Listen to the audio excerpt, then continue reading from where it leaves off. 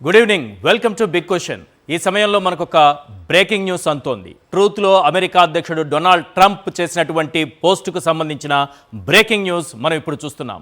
Iran నాయకత్వం తుడిచిపెట్టుకుపోతుందని Trump అన్నారు. Iran చర్చలకు ప్రయత్నించిందని, ఇప్పటికే చాలా ఆలస్యమైందని కూడా చెప్పానని కూడా అన్నారు. Iran air defence, air force, navy నాశనమయ్యాయని కూడా తెలిపారు డొనాల్డ్ ట్రంప్. ఆయన పెట్టినటువంటి పోస్ట్ ఇప్పుడు సంచలనంగా మారింది. ఇరాన్కు సంబంధించి ఇరాన్ నాయకత్వం తుడిచిపెట్టుకుపోతుందని డొనాల్డ్ ట్రంప్ అమెరికా అధ్యక్షుడు అంటున్నారు. ఇరాన్ చర్చలకు ప్రయత్నించిందని కూడా చెబుతున్నారు. అయితే ఇప్పటికే ఆలస్యమైందని వారికి చెప్పానని కూడా అంటున్నారు. Iran air defence, air force, navy ఇవన్నీ కూడా నాశనమయ్యాయని డొనాల్డ్ ట్రంప్ తెలిపారు.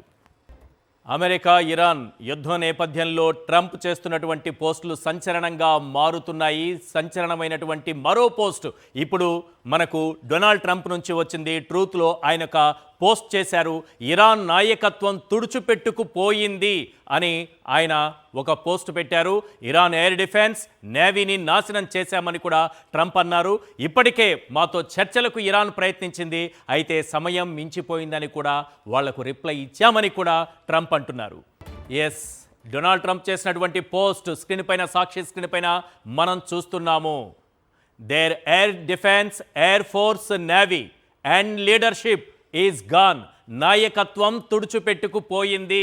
ఎయిర్ డిఫెన్స్ తుడిచిపెట్టుకుపోయింది, ఎయిర్ ఫోర్స్ తుడిచిపెట్టుకుపోయింది, నేవీ తుడిచిపెట్టుకుపోయింది, ఇరాన్ నాయకత్వం తుడిచిపెట్టుకుపోయింది అని ట్రంప్ ఒక పోస్ట్ చేశారు. వారు మాతో చర్చలకు సంప్రదించారు, అప్పటికే చాలా ఆలస్యమైందనేటటువంటి రిప్లై కూడా ఇచ్చామని ట్రంప్ ఆ పోస్ట్లో పేర్కొన్నారు.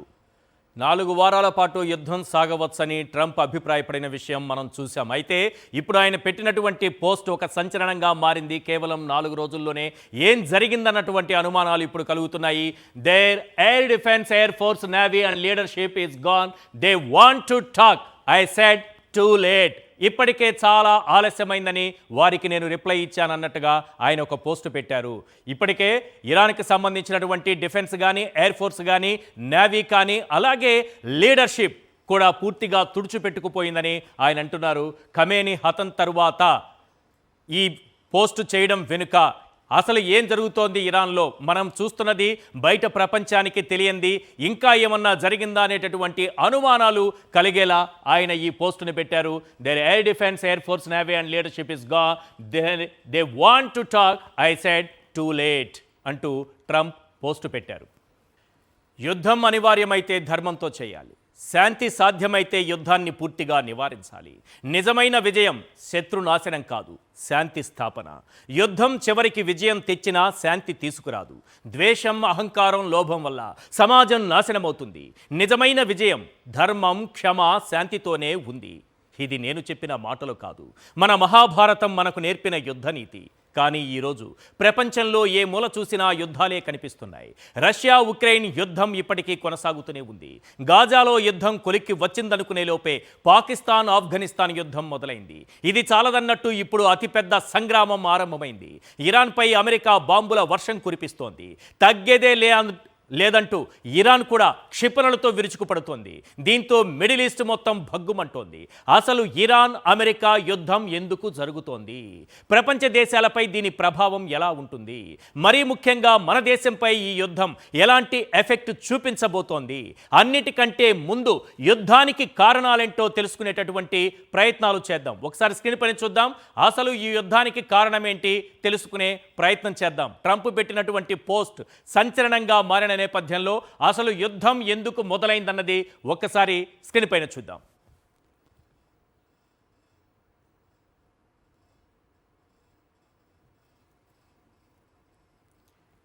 ఎస్, ఇరాన్ దాడి చేస్తున్న దేశాల గురించి ముందుగా నేను చెప్పాలనుకుంటున్నాను. ఆ తరువాత అసలు ఎందుకు యుద్ధం మొదలైందన్న అంశాలని కూడా మనం చూద్దాం. ఎస్, ఇక్కడ చూస్తున్నాం ఇరాన్ దాడి చేస్తున్న దేశాలు. ఇరాన్ పైన అమెరికా అండ్ ఇజ్రాయిల్ దాడి చేస్తున్న నేపథ్యంలో ఇరాన్ కొన్ని దేశాలపైన దాడి చేస్తోంది. ఇరాన్ దాడి చేస్తున్నటువంటి దేశాలు ఒక్కసారి ఇక్కడ చూడండి. Syria, Cyprus, Jordan, Saudi Arabia మనకి ఇక్కడ కనిపిస్తున్నాయి చాలా క్లియర్గా. కువైట్, బహ్రెయిన్, దుబాయ్, ఖతార్ వీటన్నింటిపైన దాడులు చేస్తోంది. ఇరాన్ రహస్యంగా అణు కార్యక్రమం చేపడుతుందనేది అమెరికా ఆరోపణ. దీనికే యుద్ధం జరుగుతుందా అని ప్రశ్నించకండి. దీని వెనుక అనేక కారణాలున్నాయి. కానీ ఇరాన్ మాత్రం తాము అణు కార్యక్రమాన్ని కొనసాగించడం లేదని గట్టిగా వాదిస్తోంది. నిజానికి గత ఏడాది అక్టోబర్లోనే ఇరాన్ అణుస్థావరాలపై అమెరికా బాంబులు కురిపించింది. కానీ ఇరాన్ ఎలాంటి కవ్వింపులకు దిగలేదు. అక్కడి నుంచి వార్నింగులు, చర్చలు నడుస్తూనే ఉన్నాయి. మొన్నటికి మొన్న జరిగినటువంటి చర్చలు కొలిక్కి వచ్చాయని అనుకుంటున్న సమయంలోనే అలాంటి సంకేతాలు వెలువడుతుంటే మరోవైపు ఉరుములేని పిడుగుల యుద్ధం మొదలుపెట్టిందే అమెరికా. అంతేకాదు, వార్ స్టార్ట్ చేసిన గంటల వ్యవధిలోనే ఇరాన్ సుప్రీం లీడర్ ఖమేనీని హతమార్చింది. దీంతో ఇరాన్ గాయపడ్డ సింహంలా మారింది. ట్రంప్ చర్చలకు పిలిచినా వెళ్లేది లేదంటోంది. రణమే కానీ శరణం లేదంటోంది. కానీ ఇప్పుడు ట్రంప్ చేసినటువంటి పోస్ట్ సంచలనంగా మారింది. ఇరాన్ తమతో చర్చలకు సిద్ధమని చెప్పినప్పటికీ కూడా తాను ఇప్పటికే చాలా ఆలస్యమైందని వాళ్లకు రిప్లై ఇచ్చానని కూడా అంటున్నారు. మొత్తానికి కథన రంగంలోనే తేల్చుకుందామంటూ ఇరాన్ క్షిపణుల వర్షం కురిపిస్తోంది. అమెరికా, ఇజ్రాయెల్ పైన యుద్ధం చేయాల్సిన ఇరాన్ గల్ఫ్ దేశాలపైన కూడా యుద్ధానికి తలపడుతోంది. ఆ గల్ఫ్ దేశాలపైన ఎందుకు యుద్ధానికి తలపడుతోంది అనేది ఒక్కసారి చూస్తే ఇరాన్ మాత్రం తన పొరుగు దేశాలపై డ్రోన్లు, క్షిపణులతో విరుచుకుపడుతోంది. దీనికి కారణం వెరీ సింపుల్. ఈ దేశాల్లోనే అమెరికాకు స్థావరాలు ఉన్నాయి. అగ్రరాజ్యానికి చెందినటువంటి ఎయిర్ బేస్లు, నౌకా స్థావరాలు, మిలిటరీ క్యాంపులు, రాడార్ స్టేషన్లు ఈ దేశంలోనే ఉన్నాయి. ఇలాంటి 42 స్థావరాలని లక్ష్యంగా చేసుకుని మిజైల్స్ కురిపిస్తోంది ఇరాన్. ఈ సంగతి అటుంచితే అసలు అమెరికాతో యుద్ధం చేసేంత సీన్ ఇరాన్కు ఉందా? ప్రపంచంలోనే నెంబర్ 1 సూపర్ పవర్తో సమరం చేస్తోంది. అసలు ఏం చూసుకుని ఇరాన్కు ఇంత ధైర్యం? సైన్యం, ఆయుధాల పరంగా అమెరికా శక్తి ఎంత, ఇరాన్ బలం ఎంత?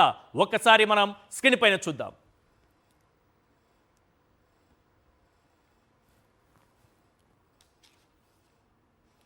ఒక్కసారి మనం చూద్దాం. అమెరికా, ఇరాన్ పదాతి దళం, రక్షణ బడ్జెట్ కానీ, యుద్ధ విమానాలు కానీ, యుద్ధ నౌకలు కానీ, విమాన వాహన నౌకలు కానీ, యుద్ధ ట్యాంకులు కానీ, జలాంతర్గములు కానీ, యుద్ధ వాహనాలు కానీ ఏ దేశం వద్ద ఏ స్థాయిలో ఉన్నాయన్నది అమెరికాను, ఇరాన్ని మనం పోల్చి చూసినప్పుడు స్క్రీన్ పైన ఒక్కసారి చూడండి. పదాతి దళం 13,28,000 మంది సైన్యం అమెరికా దగ్గరుంటే ఇరాన్ దగ్గర 6,10,000 ఉంది. నెక్స్ట్, రక్షణ బడ్జెట్ ఒక్కసారి చూద్దాం. ఏ దేశం ఏ రకంగా రక్షణ కోసం బడ్జెట్ను కేటాయిస్తున్నాయని చూస్తే అమెరికా $895 బిలియన్ రక్షణ బడ్జెట్గా ఉంచితే ఇక్కడ మనకు కనిపిస్తోంది ఇరాన్ $15.4 బిలియన్. ఏ మాత్రం కూడా పోలిక లేని విధంగా మనకు కనిపిస్తోంది. ఇక యుద్ధ విమానాల సంఖ్య ఒక్కసారి చూడండి. 13,032 అమెరికా వద్ద ఉన్నాయి. యుద్ధ విమానాల సంఖ్య ఇరాన్ దగ్గర చూస్తే 551గా మనకు కనిపిస్తుంది. ఇక యుద్ధ నౌకలు 465 అమెరికా దగ్గరున్నాయి. 109 మాత్రమే ఇరాన్ దగ్గరున్నాయి. విమాన వాహక నౌకలు 11 ఉన్నాయి యుఎస్ఏ దగ్గర. ఇక మనకు ఇరాన్ దగ్గర చూస్తే అలాంటి విమాన వాహన నౌకలు అన్నవి జీరోగా కనిపిస్తోంది. ఒక్కటంటే ఒక్కటి కూడా ఇరాన్ వద్ద ఉన్నట్టుగా మనకు ప్రస్తుతం అందుతున్నటువంటి సమాచారం ప్రకారం చూస్తే జీరో కనిపిస్తోంది ఆ నెంబర్. నెక్స్ట్, యుద్ధ ట్యాంకులు 4,666 అమెరికా వద్దున్నాయి. 2,675 ఇరాన్ దగ్గరున్నాయి. ఇక జలాంతర్గాములు 66, 25 ఇరాన్. యుద్ధ వాహనాలు 4,09,660 ఉంటే ఇరాన్ దగ్గర ఉన్నవి 75,939. ఏ రకంగా చూసినా ఇరాన్ అమెరికాకు పోటీ ఇవ్వగలుగుతుందా అన్నటువంటి అనుమానాలు కలుగుతున్నాయి. రైట్. అదే సమయంలో అమెరికా, ఇజ్రాయెల్ కలిసి దాడులు చేస్తున్న సమయంలో ఇరాన్ ఏ రకంగా ఎదుర్కొంటుంది అన్న అనుమానాలు వస్తున్న సమయంలో అసలు 4 వారాల పాటు, వారాల తరబడి ఈ యుద్ధం కొనసాగుతుందా అన్న అనుమానాలున్న సమయంలో ఇప్పుడు ట్రంప్ పెట్టినటువంటి ఒక పోస్ట్ సంచలనంగా మారింది. రైట్. ఈ అంశం పైన మనం డిబేట్ స్టార్ట్ చేద్దాం. చర్చలో పాల్గొంటున్నారు మేజర్ శ్రీనివాస్ గారు, రిటైర్డ్ మేజర్, ఎక్స్ ఆర్మీ. నమస్తే సార్. నమస్తే అండి. సరే, ఏ రకంగా చూసినా మనకు ప్రధానంగా అమెరికా, ఇరాన్ని రెండింటినీ కలిపి చూసినప్పుడు చాలా వెనుకబడినట్టుంది అమెరికాతో కంపేర్ చేస్తే ఇరాన్. అర్థమవుతుందా? 4 వారాల పాటు యుద్ధం కొనసాగిస్తామని కూడా ట్రంప్ అన్నారు అనుకోండి, వీళ్ళు చెప్పకపోయినా. అవును. అన్ని రోజులు అసలు సస్టైన్ అవుతుంది అనుకుంటున్నారా? సస్టైన్ అవుతుంది అంటే ఫుల్ ప్లెజ్డ్ వారికి అయితే మనం దిగలేదు ఇంకా. ఇప్పుడు చూస్తే గనక అమెరికా కానీ ఇజ్రాయెల్ కానీ కేవలం ఆ యొక్క ఎస్కలేషన్ అనేటువంటిది మాత్రమే జరిగింది ప్రెజెంట్ సిచ్యువేషన్ నుంచి. సో ఫుల్ ప్లెజ్డ్ వార్ అనేటువంటి యాక్చువల్గా స్టార్ట్ చేయలేదు. ఒకవేళ ఫుల్ ప్లెజ్డ్ వారే కనుక స్టార్ట్ చేస్తే ఇన్ని రోజులు వెయిట్ చేయవలసినటువంటి అవసరం లేదు. కారణం ఏంటి అంటే కొంత రెసిస్టెన్స్ అనేటువంటిది ఉంటుంది. ఆ రెసిస్టెన్స్ అనేటువంటిది 1 వీక్ 2 వీక్స్లో దాన్ని క్లోజ్ చేసేస్తారు. కానీ ఆ మాట అనడానికి గల కారణం ఏంటంటే ఫుల్ ప్లెజ్డ్ వార్ గురించి వాళ్ళు మాట్లాడడం లేదు. ఇప్పుడు ట్రంప్ ఫుల్ ప్లెజ్డ్ వార్, ఇప్పుడు మీరు కూడా చూడండి, అందులో ఎక్కడైనా సరే ఆకాశంలో మనకి డాగ్ ఫైట్స్ అనేటువంటి కనిపించినాయా? యువతల పక్కన ఉన్నటువంటి ఎయిర్ ఫోర్స్ కానీ అవతల పక్కన ఉన్నటువంటి ఎయిర్ ఫోర్స్ కానీ ఇన్వాల్వ్ కాలేదు. కానీ మనకు కనిపించింది ఏంటి అంటే బాలిస్టిక్ మిజైల్స్ ని యూజ్ చేశారు, బంకర్ బరస్టర్ని యూజ్ చేశారు, అలాగే ప్రెసిషన్ టార్గెటింగ్ అనేటువంటిది జరిగింది. ఎక్కడా కూడా ఇటు ఇజ్రాయలీ ఎయిర్ ఫోర్స్ కానీ లేకపోతే ఇరానియన్ ఎయిర్ ఫోర్స్ కానీ లేదా అమెరికన్ ఎయిర్ ఫోర్స్ కానీ ఎక్కడా కూడా లేదు. కానీ ఈవెన్ 5th ఫ్లీట్ ఏదైతే ఉందో బహ్రెయిన్లో అమెరికా యొక్క 5th ఫ్లీట్ అది కూడా యాక్టివ్ అవుదామని చెప్పేసి ప్రయత్నించింది. దాని మీద ప్రియంప్టివ్ స్ట్రైక్ అనేటువంటి ఇరాన్ చేసింది. దాంతో ఒక అడుగు వెనక్కి వేయడం అనేటువంటిది జరిగింది అమెరికా కూడా. కారణం ఏంటి అంటే ఒక్కసారి కనుక 5th ఫ్లీట్ దిగింది అంటే దాదాపు 21 కంట్రీస్ని కంట్రోల్ చేస్తుంది ఈ యొక్క 5th fleet of US navy. So ఇది చాలా ప్రభావాన్ని కలిగి ఉంది 5th ఫ్లీట్ అనేటువంటిది. దాని బలం కనుక చూస్తే ఫస్ట్ ఎయిర్ క్రాఫ్ట్ క్యారియర్ అనేటువంటిది అది క్యారీ చేస్తుంది. సుమారు ఒక 25 to 40 వెజల్స్ అనేటువంటివి దాంతో పాటు ఉంటాయి. 20 నుంచి దాదాపు 15 నుంచి 25,000 మంది యుఎస్ సోల్జర్స్ కానీ మెరైన్ కమాండోస్ కానీ ఫైటర్ పైలట్స్ కానీ ఇందులో ఆపరేషన్స్ ఇన్వాల్వ్ అయి ఉంటారు. అందులో ఇది కేవలం ఆ యొక్క మెరైన్ ఫోర్సెస్ మాత్రమే కాదు, ఇక్కడ కంప్లీట్ ఈ ఫ్లీట్ అనేటువంటిది సూయస్ కెనాల్ని, హార్ముస్ జలసంధిని వీటినన్నిటినీ కూడా కంట్రోల్ చేస్తూ మధ్యప్రాచ్యంలో ఇది యాక్చువల్గా ఈ 5th ఫ్లీట్ అనేటువంటిది ఎందుకు వచ్చింది అంటే మనకి 1995లో ఆఫ్ఘనిస్తాన్ని, ఇజ్రాయెల్ని అలాగే ఇరాక్ని వీటిని కంట్రోల్ చేయడం కోసం వచ్చినటువంటి ఈ యొక్క 5th ఫ్లీట్ ఇప్పుడు 21 కంట్రీస్ని కంట్రోల్ చేస్తుందండి. సో అది ఇంకా ఫుల్ ప్లెజ్డ్గా వార్లోకి దిగలేదు. సో మనం ఏంటి అంటే వారకు ముందు జరిగేటువంటి ఎస్కలేషన్ మ్యాట్రిక్స్ అనేటువంటివి నడుస్తున్నాయి. ఒకరి బలాల్ని ఒకరు స్ట్రైక్ చేసుకుంటున్నారు. కానీ కంప్లీట్ ఎయిర్ ఫోర్స్ అనేటువంటిది ఇజ్రాయలీ ఎయిర్ ఫోర్స్ రంగంలో దిగలేదు, ఇరానియన్ ఎయిర్ ఫోర్స్ రంగంలో దిగలేదు, అమెరికన్ ఎయిర్ ఫోర్స్ కూడా మనకి అదంతా ఎందుకంటే బాంబర్స్ B-2 బాంబర్స్ ఏదైతే ఉన్నాయో అవి కూడా సిద్ధంగా ఉన్నాయి తప్ప యాక్చువల్గా రంగంలో దిగలేదు. వాళ్ళ టార్గెట్ ఏంటి అంటే అక్కడ వెనుజులాలో ఉన్నటువంటి అధ్యక్షుడు భార్యతో సహా కిడ్నాప్ చేయగలిగారు. ఇక్కడ ఇతన్ని కిడ్నాప్ చేసేటువంటి పరిస్థితులు లేవు కాబట్టి ఎలిమినేట్ చేయాలి అంటే ఏం చేయాలి? టెక్నాలజీని వాడాలి, ఇంటెలిజెన్స్ నెట్వర్క్ వాడాలి, ప్రెసిషన్ టార్గెటింగ్ చేయాలి. దాదాపు 30 బంకర్ బరస్టర్ మిజైల్స్ ఏదైతే ఉన్నాయో వాటిని యూజ్ చేసి ఆ యొక్క ఖమేనీని అంతం చేయడం అనేటువంటి జరిగిందండి. సో ఆయన యొక్క ఉద్దేశం ఏంటి అంటే అతనికి అనుకూలమైనటువంటి నాయకత్వాన్ని ఏ రకంగా అన్నా సరే ఇక్కడికి తీసుకుని రావాలి. ఇరాన్లోని ట్రంప్కి అనుకూలమైనటువంటి నాయకత్వాన్ని తీసుకురావడం దీని యొక్క ముఖ్య ఉద్దేశము. దీని మీద ప్రెషర్ తీసుకురావాలి అంటే నాయకత్వం లేనటువంటి ఫోర్సెస్ బితాహుతులైపోతారు, ఒక గైడెన్స్ లేకుండా అయిపోతారు. కాబట్టి ముఖ్యమైనటువంటి కమాండర్లను చంపాలి. దీన్ని ఏమంటారంటే మోడర్న్ వార్ఫేర్లో లీడర్షిప్ డీక్యాపిటైజేషన్ అంటారు. ఈ లీడర్షిప్ డీక్యాపిటైజేషన్ అనేటువంటిది కామన్ టాక్టిక్స్ ఎవ్రీవన్ యూజెస్, ఏ కంట్రీ అయినా సరే యూజ్ చేస్తుంది. ఆపరేషన్ సింధూర్ టైంలో కూడా మనం కూడా అది యూజ్ చేద్దామని ప్రయత్నించి మానవతా దృక్పథంతో వాళ్ళ ప్రధాన్ని మనం చంపకుండా అతని యొక్క నివాస భవనానికి సమీపంలో మిజైల్స్ వేసాం తప్ప ఆ భవనం మీద మిజైల్స్ వేయలేదు. కానీ అలా చేయాలనుకుంటే ఇండియా చేయగలిగిందా? ఖచ్చితంగా చేయొచ్చండి. కారణం ఏంటంటే 50 మీటర్ల దూరంలో మనం వదలగలిగినటువంటి మిజైల్ని అతని నివాస వదలలేము. అది ప్రెసిషన్ టార్గెటింగ్ అనేటువంటి చేయడంలో మన ఎయిర్ డిఫెన్స్ ఆర్టిలరీ చాలా నిష్ణాతులు. అండ్ మనం ప్రెసిషన్ టార్గెటింగ్ ఆల్రెడీ చేసాం. అక్కడ ఉన్నటువంటి జిహాదీ దళాలు ఏదైతే ఉన్నాయో, టెర్రరిస్ట్ ఆర్గనైజేషన్స్ ఏదైతే ఉన్నాయో ఆ టెర్రరిస్ట్ ఆర్గనైజేషన్ మీద ప్రెసిషన్ టార్గెటింగ్ చేసి ఎక్కడ మనం చెయ్యాలో అక్కడ మాత్రమే మనం టార్గెట్ చేసాం. ఆ చుట్టూ ఉన్నటువంటి నివాస భవనాలని ఏమాత్రం కూడా డ్యామేజ్ కానివ్వలేదు. అతని యొక్క కుటుంబ సభ్యులు తప్ప వేరే వాళ్ళు చనిపోవడానికి ఆస్కారం లేకుండా ప్రిసైజ్గా మనం టార్గెట్ చేసి కొట్టగలిగాం. అటువంటప్పుడు మనం ఆ దేశ ప్రైమ్ మినిస్టర్ని కొట్టడం పెద్ద కష్టమేం కాదు. కానీ ఇక్కడ ఏం జరిగింది, అమెరికాకి అటువంటి యుద్ధ నీతులు అనేటువంటి పాటించవలసినటువంటి అవసరం లేదు. అది యాక్చువల్గా they wanted to eliminate Ayatollah Ali ఖమేనీని ఎలిమినేట్ చేయాలనుకున్నారు, ఎలిమినేట్ చేశారు. ఎందుకంటే ఇతను ప్రపంచంలో అమెరికాకి, నాట్ ఓన్లీ ట్రంప్, అమెరికాకు ఉన్నటువంటి బ్యాడ్ హిస్టరీ ఏంటి అంటే ప్రపంచంలో సుమారు 20 నుంచి 25 దేశాల యొక్క నాయకత్వాన్ని మార్చేయండి. అంటే they involved in the regime చేంజ్లో ఇన్వాల్వ్ అయ్యి ఉన్నారు. 1945 నుంచి ఇప్పటి వరకు చూస్తే దాదాపు 20 నుంచి 25 దేశాల యొక్క నాయకత్వాలు చేంజ్ చేయగలిగారు. 70 నుంచి 75 దేశాల్లో ప్రజాస్వామ్య తరహాలో జరుగుతున్నటువంటి ఎన్నికల్లో ప్రత్యక్షంగా కానీ పరోక్షంగా కానీ ఇన్వాల్వ్ అయ్యింది.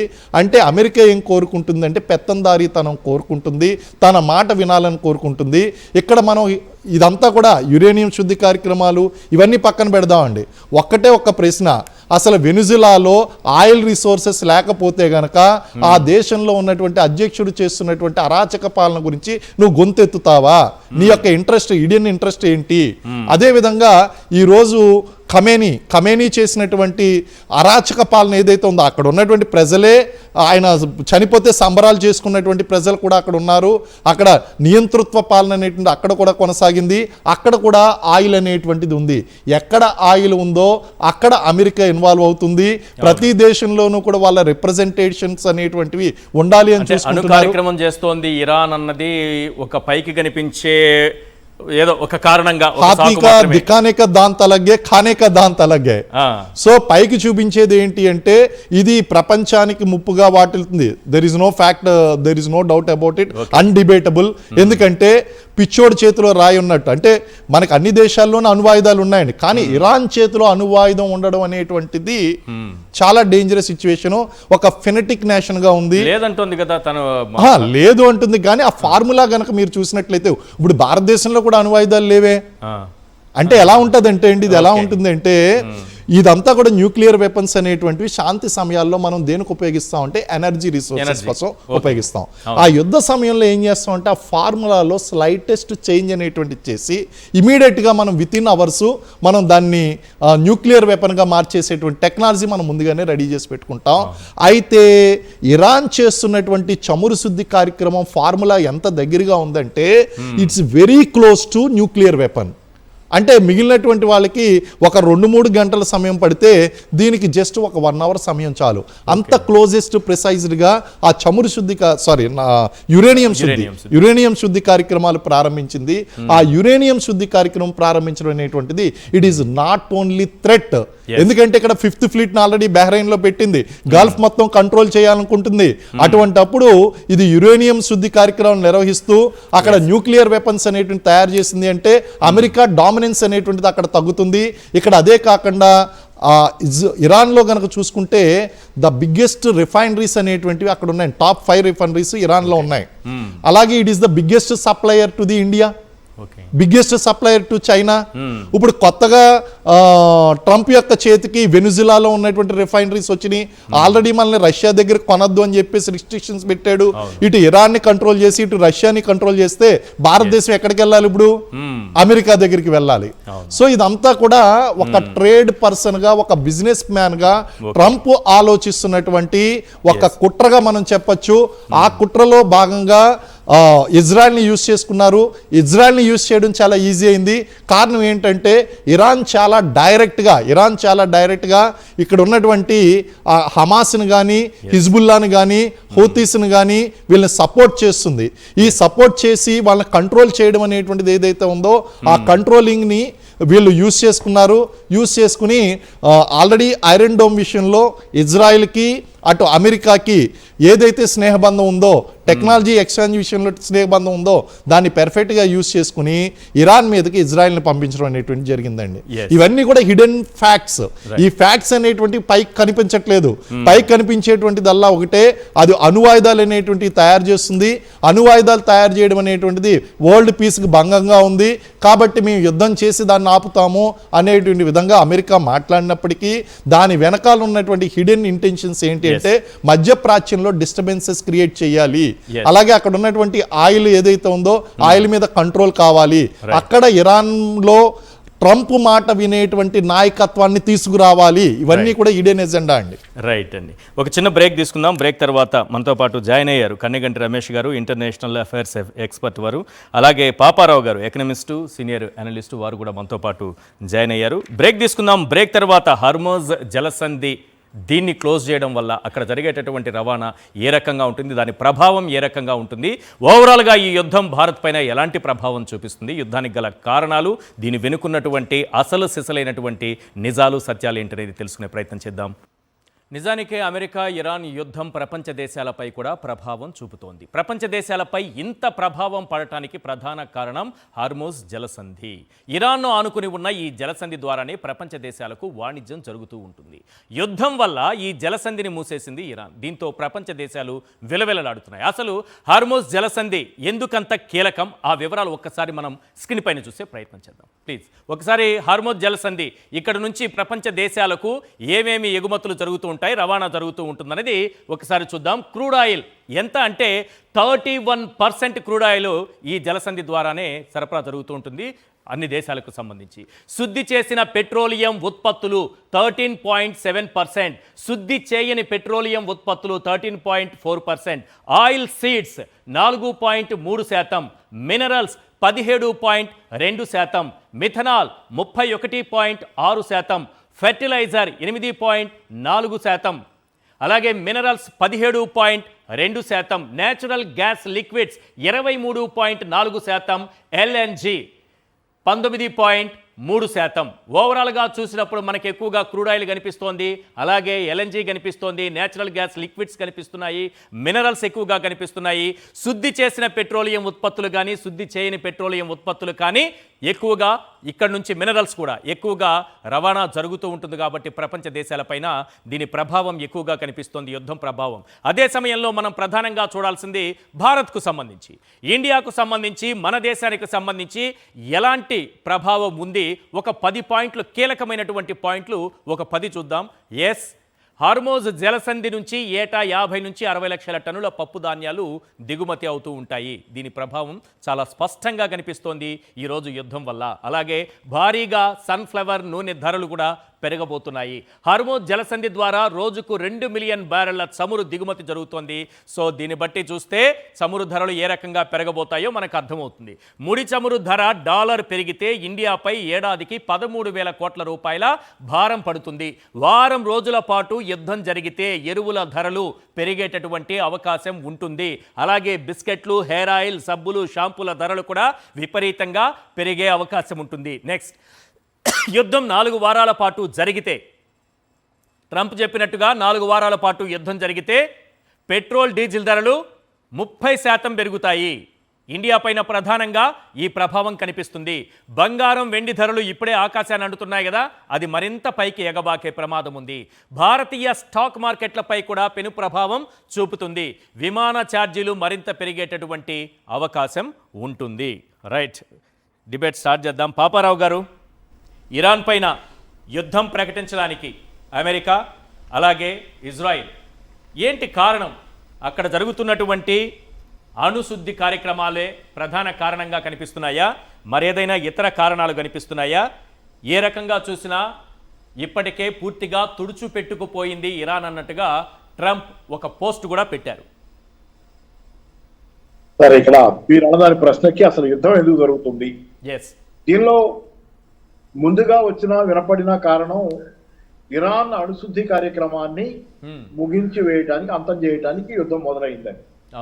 కానీ మీరు గమనిస్తే 12 రోజుల పాటు ఇజ్రాయెల్, ఇరాన్ మధ్య ఈ మధ్య కాలంలోనే జరిగిన యుద్ధంలో చివరి దశలో వచ్చినటువంటి అమెరికా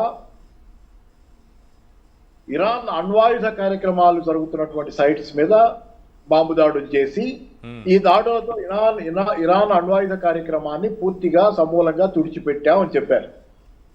దెన్ ఇప్పుడు అణ్వాయుధ కార్యక్రమం మీద దాడి అంటే మళ్ళీ మీరు ఆ రోజు చెప్పింది అబద్ధమైన అయి ఉండాలి, లేకపోతే ఇప్పుడు మీరు చెబుతున్న ఈ అణ్వాయుధ కార్యక్రమాన్ని తుడిచిపెడుతున్నాం అన్న కార్యక్రమం మాట అయినా అబద్ధమై ఉండాలి. రెండోది, ఒక వారం క్రితమే ఇప్పుడు కొత్తగా వైట్ హౌస్ స్పోక్స్మెనే చెప్పాడు ఇరాన్ అణ్వాయుధ కార్యక్రమాన్ని తుడిచిపెట్టేశాం ఆ మధ్య జరిగిన బాంబు దాడిలో అని. సో దెన్ వై ఆర్ కొత్తగా ఏం జరుగుతుంది మీ దగ్గర? సో అది ఒకటి. రెండవది, తర్వాత మాట మార్చాడు, రిగైమ్ చేంజ్ గురించి వచ్చింది, అక్కడ పాలనా వ్యవస్థని గురించి మార్చడం గురించిన మాటలు వినపడ్డాయి. దానిలో నిన్న నేను ఫైనాన్షియల్ టైమ్స్ లో చూసిన దానిలో ఒక పర్టికులర్ మాట కూడా వాడాడు ట్రంప్. ఏమంటాడంటే ఓవర్ టు యూ అన్నాడు. ఓవర్ టు యూ ఎవరికి? మేము ఇరాన్ని ఈరోజు ఇజ్రాయెల్ కానీ అమెరికా కానీ బాంబులేసి ఇరాన్ని బలహీనపరుస్తున్నాం, పాలనా వ్యవస్థని, పాలకుల్ని. ఇక ఇరాన్ ప్రజలది నెక్స్ట్ బాధ్యత. ఓవర్ టు యూ, మా బాధ్యత అయిపోయిన తర్వాత ఇరాన్ ప్రభుత్వాన్ని కూలగొట్టి మీ ప్రభుత్వాన్ని ఆయన లెక్కల కొటేషన్స్ నాది కాదు, మీకు అనుకూలమైన నియంతృత్వానికి వ్యతిరేకమైన తిరుగుబాటు చేసి మీరు ప్రభుత్వాన్ని స్థాపించుకోండి అని ఇరాన్ ప్రజలకి పిలిపిస్తున్నాడు ట్రంప్. ఓకే, రిజైన్ చేంజ్ మాట నిన్న వినపడింది. ఇవాళ మళ్ళీ వినపడుతున్న కొత్త మాట ఏంటంటే రిజైన్ చేంజ్ మా ఉద్దేశం కాదు, మా ఉద్దేశం ఇరాన్ మిసైల్ కార్యక్రమాన్ని నాశనం చేయటం అని. ఎందుకు క్షణానికి మారుతోందా? లక్ష్యం మరి అలాగే మన ఉద్దేశం మారుతోందా? డిమానిటైజేషన్ చాలా మంది కదా, డిమానిటైజ్ చేసినప్పుడు చూసాం ఇలాంటి మార్పులు. రోజుకొక మాట, ఎందుకంటే డిమానిటైజేషన్ రోజుకో మాట వినప్పుడు ఇప్పుడు కూడా అలాగే మారింది. కాబట్టి అసలు ఉద్దేశం ఏంటనేది ప్రశ్న. మరి అసలు ఏదైనా వీటిల్లో ఏదైనా వాళ్ళ ఉద్దేశం అయి ఉండి అది సాధించలేమని అర్థమయ్యి మాట మారుస్తున్నారా, ఫెయిల్ అయ్యారా? ఎందుకంటే ట్రంప్ చెప్పే ఏ మాట నికరం కాదని దీంతోనే అర్థమవుతుంది. ఈ మాటలు చెప్పిందంతా ట్రంపే వరుసగా. నేను చెప్పిన 3 కారణాలు చెప్పింది కూడా ట్రంపే. ఇప్పుడు కొత్తగా ఏం చెబుతున్నాడు? ఇరాన్ పని అయిపోయింది అని చెప్పి కొత్తగా ఇప్పుడు మీరు ఇందాక ఫస్ట్ ప్రస్తావించారు కదా, అది చెబుతున్నాడు. అవును, నిన్న ఉదయం దాకా ఏం చెబుతున్నాడు? 4 వారాల పాటు యుద్ధం జరుగుతున్నాడు. మనమంతా మామూలుగా టీవీ డిబేట్ లో వారమా 10 రోజులు అయిపోద్దా ఇరాన్ ఏమవుద్దని మాట్లాడుతుంటే ఆయన 4 వారాలు అన్నాడు. అంటే హీ హాస్ క్లారిటీ. ఇరాన్ ని 4-10 రోజుల్లో ఓడించలేము, 4 వారాలు పట్టుద్ది అనేది ఆయనకి క్లారిటీ ఉంది. తర్వాత కానీ చర్చలకు ఇరాన్ వచ్చింది, ఇప్పటికే ఆలస్యమైంది, టూ లేట్ అనే పోస్ట్ అందులో ఆ వర్డ్ కనిపిస్తోంది. అదే చెప్తున్నాను అంటున్నాడు, నేను టూ లేట్ మీరు చర్చలకు వచ్చారని. కానీ నిన్న అసలు ఆ మాట అంటుంది ఎవరు? నిన్న ఇవాళ కొమేని చచ్చిపోయిన తర్వాత ఈ చర్చల ప్రసక్తే లేదు. రివెంజ్ ఈజ్ అవర్ డ్యూటీ, ప్రతీకారం మా కర్తవ్యంగా మేము పోరాడుతున్నాం. ఇప్పుడు మా కర్తవ్యం కొమేనిని చంపినందుకు మీ అంత చూడటం మా కర్తవ్యం అని చెప్పి ఇరాన్ చెబుతుంది. కాబట్టి చర్చలకు వాళ్ళు వస్తామంటారా? వాళ్ళు నిన్న ఇవాళ అంతా చెబుతుంది కూడా మేము చర్చలకు రావని. కాబట్టి ఎటుకూడి రారు కాబట్టి నేనే రానని చెప్తే బాగుంటుందా? ఇవాళ ఎటుకూడి రారు కవరప్ప నేను వెళ్ళనని, ఇది డాంబికం. సో ఏదేమైనా కానీ ఇవాళ పొద్దునే మాట మీ ఎక్స్పీరియన్స్ ప్రకారం చెప్పండి. మీ ఎక్స్పీరియన్స్ ఏం జరుగుతుంది? ఎలాంటి రిజల్ట్ వస్తుంది అనుకుంటున్నారు? ఇది ప్రజలతో పెట్టుకున్నాడు సార్. నిన్నటిదాకా యుద్ధం ప్రజలతో కాదు, అంత స్థాయిలో ప్రజలతో ఉంది. మామూలుగా ప్రజలు, ఇరానియన్ ప్రజలు యుద్ధం అమెరికా పట్ల, ఇజ్రాయెల్ పట్ల సహజంగానే ఆగ్రహంగా ఉంటారు యుద్ధం ప్రకటించిన తర్వాత. ఖొమేనీని చంపిన తర్వాత ఇరాన్ ప్రజలతో పెట్టుకున్నాడు. ఒక మాటలో చెప్పాలంటే పీపుల్స్ వార్ అంటే మన మావోయిస్ట్ పార్టీ పీపుల్స్ వార్ గురించి నేను మాట్లాడలేదు, కానీ now it is a people's war there. Okay, now it is a people's war. ప్రజలు ఆగ్రహంగా ఉన్నారు, ప్రజలు కోపంగా ఉన్నారు. నేల మీద దిగి చూడండి మీరు. అక్కడ అమెరికా పోయి అక్కడ నేల మీద దిగమనండి సైన్యాన్ని తీసుకెళ్లి.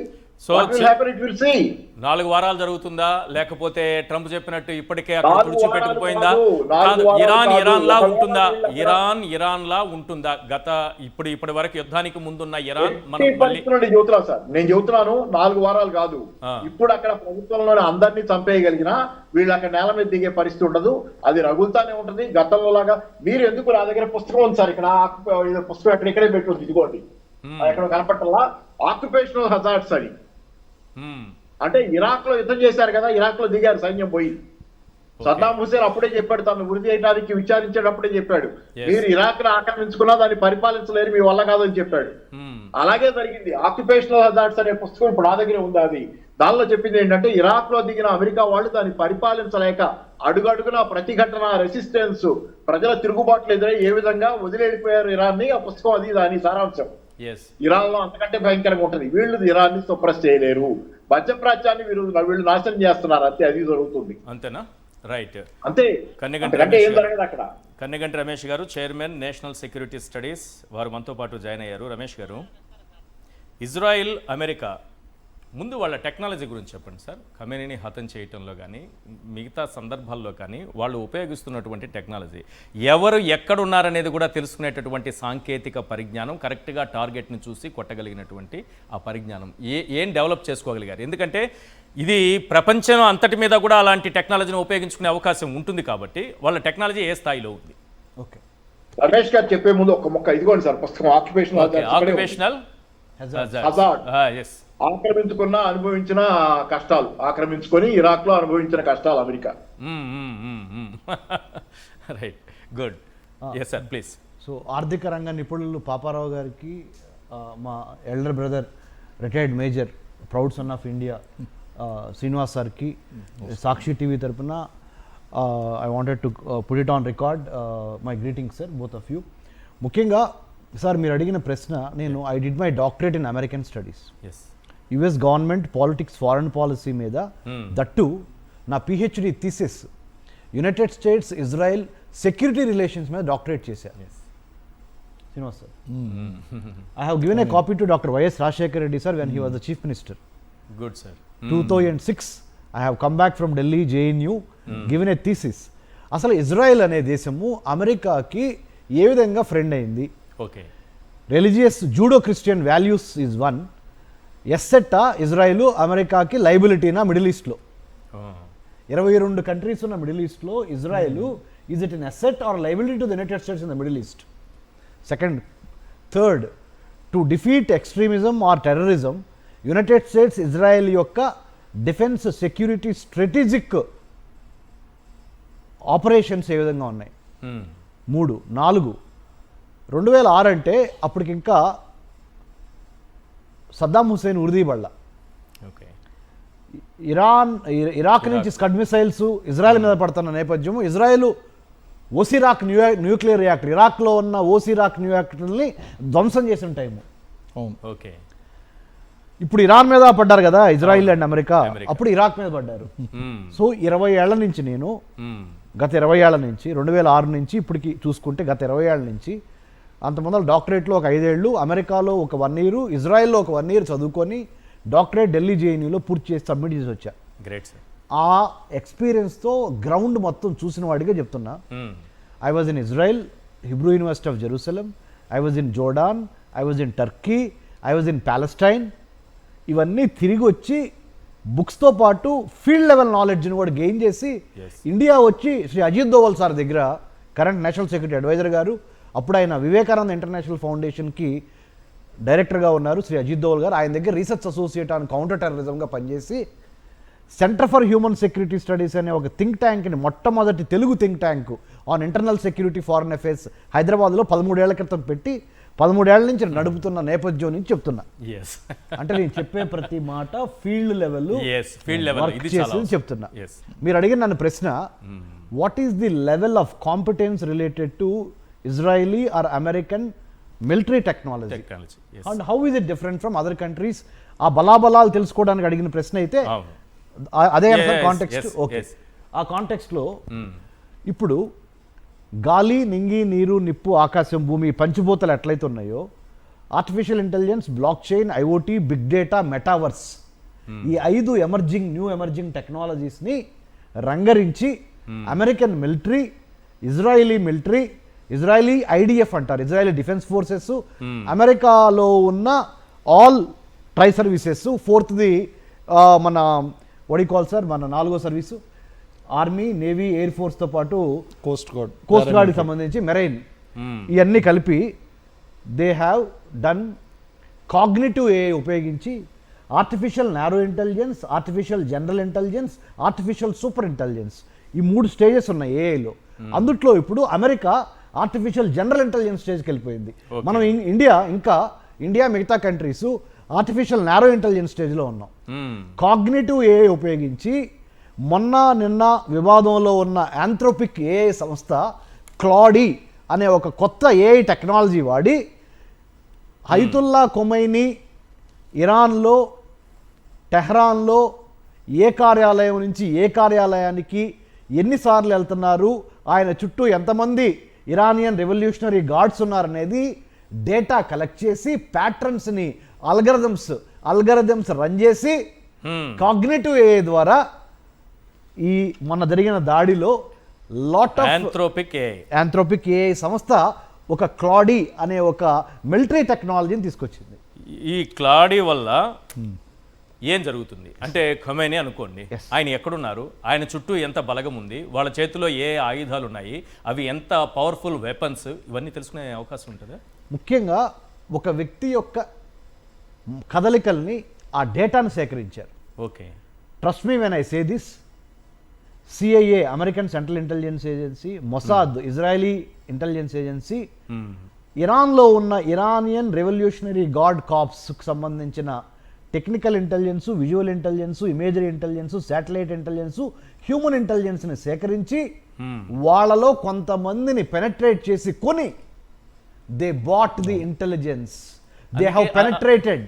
అందుకని ఈజీగా టార్గెట్ అయింది. ఇట్స్ నాట్ ఓన్లీ వెనుజులా అధ్యక్షుడి విషయం. కన్నెగంటి రమేష్ గారు, చైర్మన్ నేషనల్ సెక్యూరిటీ స్టడీస్, వారు మనతో పాటు జాయిన్ అయ్యారు. రమేష్ గారు, ఇజ్రాయిల్, అమెరికా ముందు వాళ్ళ టెక్నాలజీ గురించి చెప్పండి సార్. ఖమేనీని హతం చేయటంలో కానీ మిగతా సందర్భాల్లో కానీ వాళ్ళు ఉపయోగిస్తున్నటువంటి టెక్నాలజీ, ఎవరు ఎక్కడున్నారనేది కూడా తెలుసుకునేటటువంటి సాంకేతిక పరిజ్ఞానం, కరెక్ట్గా టార్గెట్ని చూసి కొట్టగలిగినటువంటి ఆ పరిజ్ఞానం ఏం డెవలప్ చేసుకోగలిగారు? ఎందుకంటే ఇది ప్రపంచం అంతటి మీద కూడా అలాంటి టెక్నాలజీని ఉపయోగించుకునే అవకాశం ఉంటుంది కాబట్టి వాళ్ళ టెక్నాలజీ ఏ స్థాయిలో ఉంది? ఓకే, రమేష్ గారు చెప్పే ముందు ఒక మొక్క ఇదిగోండి సార్, పుస్తకం ఆక్యుపేషనల్ ఆక్రమించుకున్న అనుభవించిన కష్టాలు, ఆక్రమించుకొని ఇరాక్ లో అనుభవించిన కష్టాలు America. Right, good. Yes sir, please. So ఆర్థిక రంగ నిపుణులు పాపారావు గారికి, మా elder brother retired major proud son of India Srinivas సార్కి సాక్షి టీవీ తరపున I wanted to put it on record my greetings sir, both of you. ముఖ్యంగా సార్ మీరు అడిగిన ప్రశ్న, నేను I did my doctorate in American studies, US government politics, foreign policy మీద. That నా PhD thesis United States Israel security relations మీద doctorate చేశాను. Srinivas sir, I have given a copy to doctor YS Rajasekhar Reddy sir when he was the chief minister. Good sir. 2006 I have come back from Delhi JNU, given a thesis. అసలు Israel అనే దేశము అమెరికాకి ఏ విధంగా friend అయింది? Okay, religious Judeo Christian values is one. ఎస్సెట్టా Israel అమెరికాకి లైబిలిటీనా మిడిల్ ఈస్ట్లో? 22 కంట్రీస్ ఉన్న మిడిల్ ఈస్ట్లో Israel is it an asset or liability to the United States in the Middle East? Second, third, to defeat extremism or terrorism United States Israel యొక్క defence security strategic operations ఏ విధంగా ఉన్నాయి? 3, 4, 2006 అంటే అప్పటికి ఇంకా Saddam Hussein ఉరిదీబళ్ళ. Okay, Iraq నుంచి Scud missiles Israel మీద పడుతున్న నేపథ్యం, ఇజ్రాయెల్ ఓసిరాక్ న్యూక్లియర్ రియాక్టర్, ఇరాక్లో ఉన్న ఓసిరాక్ న్యూక్లియర్ని ధ్వంసం చేసిన టైము. ఓకే, ఇప్పుడు ఇరాన్ మీద పడ్డారు కదా ఇజ్రాయిల్ అండ్ అమెరికా, అప్పుడు ఇరాక్ మీద పడ్డారు. సో 20 ఏళ్ల నుంచి నేను, గత 20 ఏళ్ల నుంచి 2006 నుంచి ఇప్పటికి చూసుకుంటే గత 20 ఏళ్ల నుంచి, అంతమంది డాక్టరేట్లో ఒక 5 ఏళ్ళు, అమెరికాలో ఒక 1 ఇయర్, ఇజ్రాయెల్లో ఒక 1 ఇయర్ చదువుకొని డాక్టరేట్ ఢిల్లీ జేఎన్యూలో పూర్తి చేసి సబ్మిట్ చేసి వచ్చా. Great sir. ఆ ఎక్స్పీరియన్స్తో గ్రౌండ్ మొత్తం చూసిన వాడిగా చెప్తున్నా. I was in Israel, Hebrew university of Jerusalem, I was in Jordan, I was in Turkey, I was in Palestine. ఇవన్నీ తిరిగి వచ్చి బుక్స్తో పాటు ఫీల్డ్ లెవెల్ నాలెడ్జ్ని కూడా గెయిన్ చేసి ఇండియా వచ్చి శ్రీ అజిత్ దోవల్ సార్ దగ్గర, కరెంట్ నేషనల్ సెక్యూరిటీ అడ్వైజర్ గారు, అప్పుడు ఆయన వివేకానంద ఇంటర్నేషనల్ ఫౌండేషన్కి డైరెక్టర్గా ఉన్నారు శ్రీ అజిత్ దోవల్ గారు, ఆయన దగ్గర రీసెర్చ్ అసోసియేట్ ఆన్ కౌంటర్ టెర్రరిజంగా పనిచేసి centre for human security studies అనే ఒక థింక్ ట్యాంక్ని, మొట్టమొదటి Telugu think tank on internal security foreign affairs హైదరాబాద్లో 13 ఏళ్ల క్రితం పెట్టి 13 ఏళ్ల నుంచి నడుపుతున్న నేపథ్యం నుంచి చెప్తున్నా. అంటే నేను చెప్పే ప్రతి మాట ఫీల్డ్ లెవెల్ చేసి చెప్తున్నా. మీరు అడిగిన నన్ను ప్రశ్న, what is the level of competence related to Israeli or American military technology and how is it different from other countries? ఆ బలాబలాలు తెలుసుకోవడానికి అడిగిన ప్రశ్న అయితే అదే కాంటెక్స్ట్. ఓకే, ఆ కాంటెక్స్ట్లో ఇప్పుడు గాలి, నింగి, నీరు, నిప్పు, ఆకాశం, భూమి పంచభూతాలు ఎట్లయితే ఉన్నాయో, artificial intelligence, blockchain, IOT, big data, metaverse, ఈ 5 న్యూ ఎమర్జింగ్ టెక్నాలజీస్ని రంగరించి American military, Israeli military, Israeli IDF అంటారు, ఇజ్రాయిలీ డిఫెన్స్ ఫోర్సెస్, అమెరికాలో ఉన్న ఆల్ ట్రై సర్వీసెస్, 4th మన వడికాల్ సార్, మన 4వ సర్వీసు ఆర్మీ, నేవీ, ఎయిర్ ఫోర్స్తో పాటు కోస్ట్ గార్డ్కి సంబంధించి మెరైన్, ఇవన్నీ కలిపి they have done cognitive AI ఉపయోగించి artificial narrow intelligence, artificial general intelligence, artificial super intelligence, ఈ 3 స్టేజెస్ ఉన్నాయి ఏఐలో. అందుట్లో ఇప్పుడు అమెరికా ఆర్టిఫిషియల్ జనరల్ ఇంటెలిజెన్స్ స్టేజ్కి వెళ్ళిపోయింది. మనం ఇండియా మిగతా కంట్రీస్ ఆర్టిఫిషియల్ నారో ఇంటెలిజెన్స్ స్టేజ్లో ఉన్నాం. కాగ్నిటివ్ ఏఐ ఉపయోగించి నిన్న వివాదంలో ఉన్న యాంథ్రోపిక్ ఏఐ సంస్థ క్లాడీ అనే ఒక కొత్త ఏఐ టెక్నాలజీ వాడి అయతుల్లా ఖొమైనీ ఇరాన్లో టెహ్రాన్లో ఏ కార్యాలయం నుంచి ఏ కార్యాలయానికి ఎన్నిసార్లు వెళ్తున్నారు, ఆయన చుట్టూ ఎంతమంది ఇరానియన్ రెవల్యూషనరీ గార్డ్స్ ఉన్నారనేది డేటా కలెక్ట్ చేసి ప్యాటర్న్స్ని అల్గరిథమ్స్ రన్ చేసి కాగ్నిటివ్ ఏఐ ద్వారా ఈ మొన్న జరిగిన దాడిలో లాట్ ఆఫ్ యాంథ్రోపిక్ ఏఐ సంస్థ ఒక క్లాడీ అనే ఒక మిలిటరీ టెక్నాలజీని తీసుకొచ్చింది. ఈ క్లాడీ వల్ల ఏం జరుగుతుంది అంటే ఖొమైనీ అనుకోండి, ఆయన ఎక్కడున్నారు, ఆయన చుట్టూ ఎంత బలగం ఉంది, వాళ్ళ చేతిలో ఏ ఆయుధాలు ఉన్నాయి, అవి ఎంత పవర్ఫుల్ వెపన్స్, ఇవన్నీ తెలుసుకునే అవకాశం ఉంటుందా? ముఖ్యంగా ఒక వ్యక్తి యొక్క కదలికల్ని ఆ డేటాను సేకరించారు. Okay, trust me when I say this, CIA American central intelligence agency, Mossad Israeli intelligence agency, ఇరాన్లో ఉన్న ఇరానియన్ రెవల్యూషనరీ గార్డ్ కార్ప్స్కి సంబంధించిన technical intelligence, visual intelligence, imagery intelligence, satellite intelligence, human ఇంటెలిజెన్స్ని సేకరించి వాళ్ళలో కొంతమందిని పెనట్రేట్ చేసి కొని they bought the intelligence, they have penetrated, అందుకని ఈజీగా టార్గెట్ అయింది. ఇట్స్ నాట్ ఓన్లీ వెనుజులా అధ్యక్షుడి విషయంలో ఏం జరిగింది? సేమ్ అబ్సల్యూట్లీ అదే జరిగింది. మొసాద్ ఈ టెక్నాలజీతో ఈజీగా ఏ టార్గెట్ టెక్నాలజీతో పాటు హ్యూమన్ కూడా ఉంది. సార్ ఒకటి చెప్తాను మీకు, సింపుల్ గా మన ప్రేక్షకులకు అర్థమయ్యేటువంటి లాంగ్వేజ్ లో చెప్పాలి అంటే, మనకి ఈరోజు ఊబర్ ఉపయోగిస్తున్నారు, ఓలా ఉపయోగిస్తున్నారు. ఉపయోగించిన వెంటనే మీరు బుక్ చేసిన వెంటనే డ్రైవర్ ఎంత దూరంలో ఉన్నాడు, ఎన్ని నిమిషాల్లో మీకు చేరుకుంటాడు అనేటువంటిది సింపుల్ టెక్నాలజీ జీపీఎస్ మీకు చూపిస్తుంది. ఇప్పుడు ఈ క్లాడ్ టెక్నాలజీ అనేటువంటిది ఉపయోగించి హ్యూమన్ ఇంటెలిజెన్స్ కానీ, లేకపోతే ఆర్టిఫిషియల్ ఇంటెలిజెన్స్ కానీ, లేకపోతే వీళ్ళకు ఉన్నటువంటి ఆ లైవ్ జీపీఎస్ టెక్నాలజీ కోఆర్డినేట్స్ ఇవన్నీ కూడా కనెక్ట్ చేసి డాట్స్ అన్ని కూడా ఒక పర్సన్ ఎక్కడున్నాడు అనేటువంటిది అంత ఈజీగా టెక్నాలజీ ఈ రోజు వచ్చింది. ఇంత ముందు మనకి టెక్నాలజీ మాత్రమే ఉండేది, ఏది ఇవన్నీ కూడా ఆర్టిఫిషియల్ ఇంటెలిజెన్స్ అనేటువంటిది యాడ్ అయిన తర్వాత ఎనాలిసిస్ అనేటువంటిది ఈజీ అయిపోయింది. అలాగే ఈ డాట్స్ కనెక్ట్ చేయడం అనేటువంటిది ఈజీ అయిపోయింది. ప్రాపబిలిటీ క్యాలిక్యులేట్ చేయడం, ప్రెసిషన్ అనేటువంటిది బాగా పెరిగిపోయింది. యుద్ధం అనేటువంటిది కొత్త తంత్రాన్ని సంతరిస్తుందండి. మన వాళ్ళకి చెప్పాలి అంటే, మన ప్రేక్షకులకి ఓలా ఓబర్లో జీపీఎస్ని యూజ్ చేసినంత ఈజీగా ఈరోజు ఆర్టిఫిషియల్ ఇంటెలిజెన్స్ని యూజ్ చేసి ఒక పర్సన్ అంత దాకా ఎందుకండి, మన లైవ్ టెక్నాలజీ శాటిలైట్ ఇమేజెస్ మనం తెచ్చుకోవడం లేదా? So everything has been changed. ఇప్పుడు మొత్తం యుద్ధ నీతి 21వ శతాబ్దంలో మార్పు చెందినవి. ఈ టెక్నాలజీ వాడటం ద్వారా ప్లస్ హ్యూమన్ టెక్నాలజీ అంటే human and physical AI both ఆ ఇంటర్ కనెక్టెడ్నెస్ మూలన ఇంటర్ఫేస్ ఆఫ్ ప్రపంచం పైన ఆధిపత్యానికి ఈ టెక్నాలజీ వాళ్ళకు ఎంత ఉపయోగపడుతుంది? చాలా ఉపయోగపడుతుంది. దాని మూలంగా మనం ఇప్పుడు ఏవి నేర్చుకోవాలి, ఇండియా ఏవి నేర్చుకోవాలి అంటే అది ఇంపార్టెంట్ మనకి.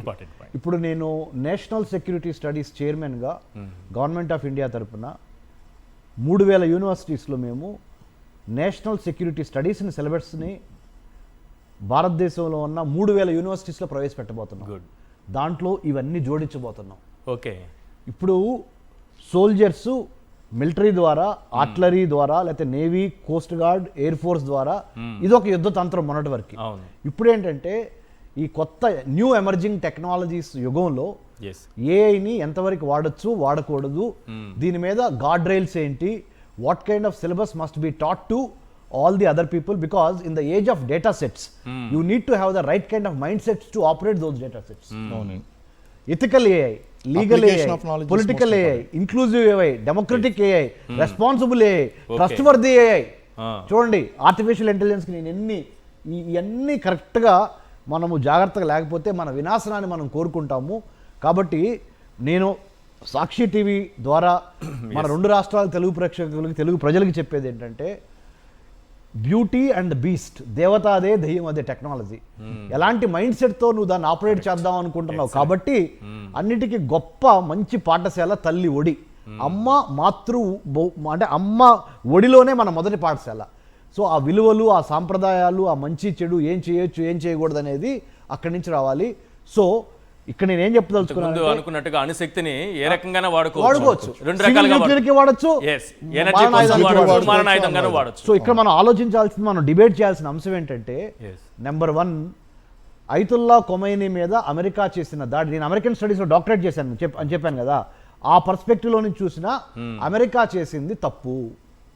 ఇంటర్నేషనల్ లాకి వ్యతిరేకంగా ఒక దేశాధ్యక్షుణ్ణి without proper due process of law, without proper investigation, without proper evidence, how can you kill a person, how can you kill the president or how can you kill a supreme leader అంటే అపహాస్యం చేసినట్టే ఐక్యరాజ్య సమితిని కానీ, ఉన్న చట్టాలను కానీ, నీతిని కానీ, మన ఇంటర్నేషనల్ లెవెల్లో ఉన్న ఆర్గనైజేషన్స్ కానీ, అంటే సార్ ఇప్పుడు వెనిజులా ఉన్న ప్రెసిడెంట్ని ఎత్తుకొచ్చేశారు, ఇరాన్లో ఉన్న ఐతుల్లా ఖొమైనీని చంపేశారు. అంటే బలం ఉంది కదా అని ఇష్టం వచ్చిన వాళ్ళని ఇష్టం వచ్చిన రీతిలో హ్యూమన్ సెక్యూరిటీ, మానవ రక్షణ మర్చిపోయి నేషనల్ సెక్యూరిటీ అనే పేరుతో నువ్వు ఇంటర్నేషనల్ సెక్యూరిటీకి విఘాతం ఎలా కలిగిస్తావు? What right do you have to kill without proper investigation? If you have investigation, show it, put it before the world, ప్రపంచానికి చూపించండి. రమేష్ గారు, ఇందాక మీరు రాకముందు అదే డిస్కస్ చేస్తున్నాం. పాపారావు గారు ఏమంటారు? పాపారావు గారు బాగా చెప్పాడు మిత్రుడు రమేష్. చాలాసార్లు మేము చాలాసార్లు మాట్లాడుకుంటాం. వెంట హిస్ ఇన్స్టిట్యూట్, నేను చిన్న లెక్చర్ ఏదో సంబంధం ఈ మధ్య కూడా పిలిచి వెళ్ళాను. His talks to me. ఈ మధ్యకాలంలో మాట్లాడలేదు కానీ, బట్ వాట్ ఈ టోల్డ్, నేను మామూలుగానే బేసిక్ అంగీకారం ఉంది ఏంటంటే, చాలా విషయాలు, కొత్త విషయాలు నేర్చుకోవాల్సినవి కూడా ఉన్నాయి. అవే టెక్నాలజీస్ ఆయన దగ్గర నుంచి చాలా నేర్చుకునేవి ఉన్నాయి, దానిలో దండేమేం లేదు. రాజకీయాల్లో అభిప్రాయాలు ఏమైనా విభేదాలు ఉంటే ఉండొచ్చు కానీ వాట్ ఈ టోల్డ్, మాకు ఖొమైనీని చంపడం అనేది తప్పని ఆయన అంటారు. నాకు రమేష్ గారి నుంచి ఒక బలమైన వాయిస్ వినిపించింది అని చెప్పాలంటే. కాదు, అట్లీస్ట్ ఒక ప్రాపర్ ఇన్వెస్టిగేషన్ లేకుండా, మీరు ప్రపంచం ముందు ఆధారాలు పెట్టకుండా ఒక సుప్రీం లీడర్ ఎలా కదా మనం అందరం కూడా అంటుంది అదే. పుట్టిన దగ్గర నుంచి మనం అందరం మాట్లాడుతుంది కూడా ఆ రకంగా చంపడం చాలా దుర్మార్గం. It is a crime, crime, war crime. అది మామూలు క్రైమ్ కాదు. ఒక దేశ నాయకుడు అలా, అది రమేష్ ఆ మాటలో మాట్లాడటం, రమేష్ గారు ఐ సాల్యూట్ హిమ్, చాలా మంచిగా చక్కగా చెప్పారు. అది దట్ ఈస్, అది నీతి, అది నీతి. బేసిక్ గా నీతి లేని మనిషి ఏ రాజకీయాలు చేసినా ఇంక ఉపయోగం ఏం లేదు. ఇప్పుడు ఇంకొక ఈ రోజు కొత్తగా అమెరికా చేస్తున్నటువంటిది ఏం కాదండి. మనం ఇందాక మాట్లాడుకున్నాం, గతంలో 20 నుంచి 25 దేశాల్లో అక్కడ ఉన్నటువంటి పాలనను మార్చినటువంటి ఘనత అమెరికా.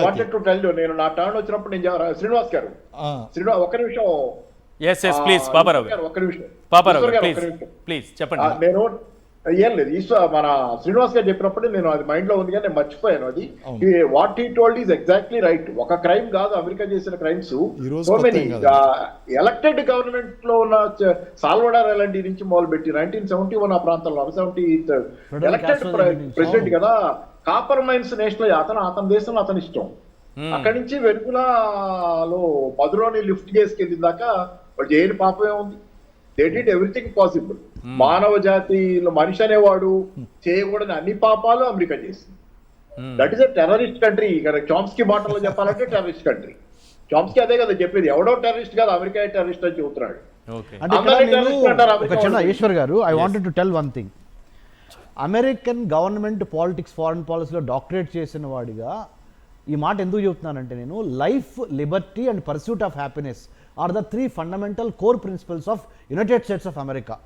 యునైటెడ్ స్టేట్స్ ప్రియాంబుల్ మీరు చదివితే, we the people of the United States in order to form a more perfect union, establish justice, ensure domestic tranquility, promote the general welfare. ఇది యునైటెడ్ స్టేట్స్ యొక్క రాజ్యాంగ పీఠిక. ఆ పీఠికని ఫాలో అవ్వాల్సిన పని ట్రంప్కు ఉండాలి. Americans ని ఇప్పుడు ఇబ్బందులు పెట్టింది ట్రంప్. అతని యొక్క పైత్యం, జాడ్యం కోసం 32 కోట్ల అమెరికన్ ప్రాణాలు ఇప్పుడు ఏం చేశాడు? అతని యొక్క ఇగో సాటిస్ఫైడ్ చేసుకోవడానికి.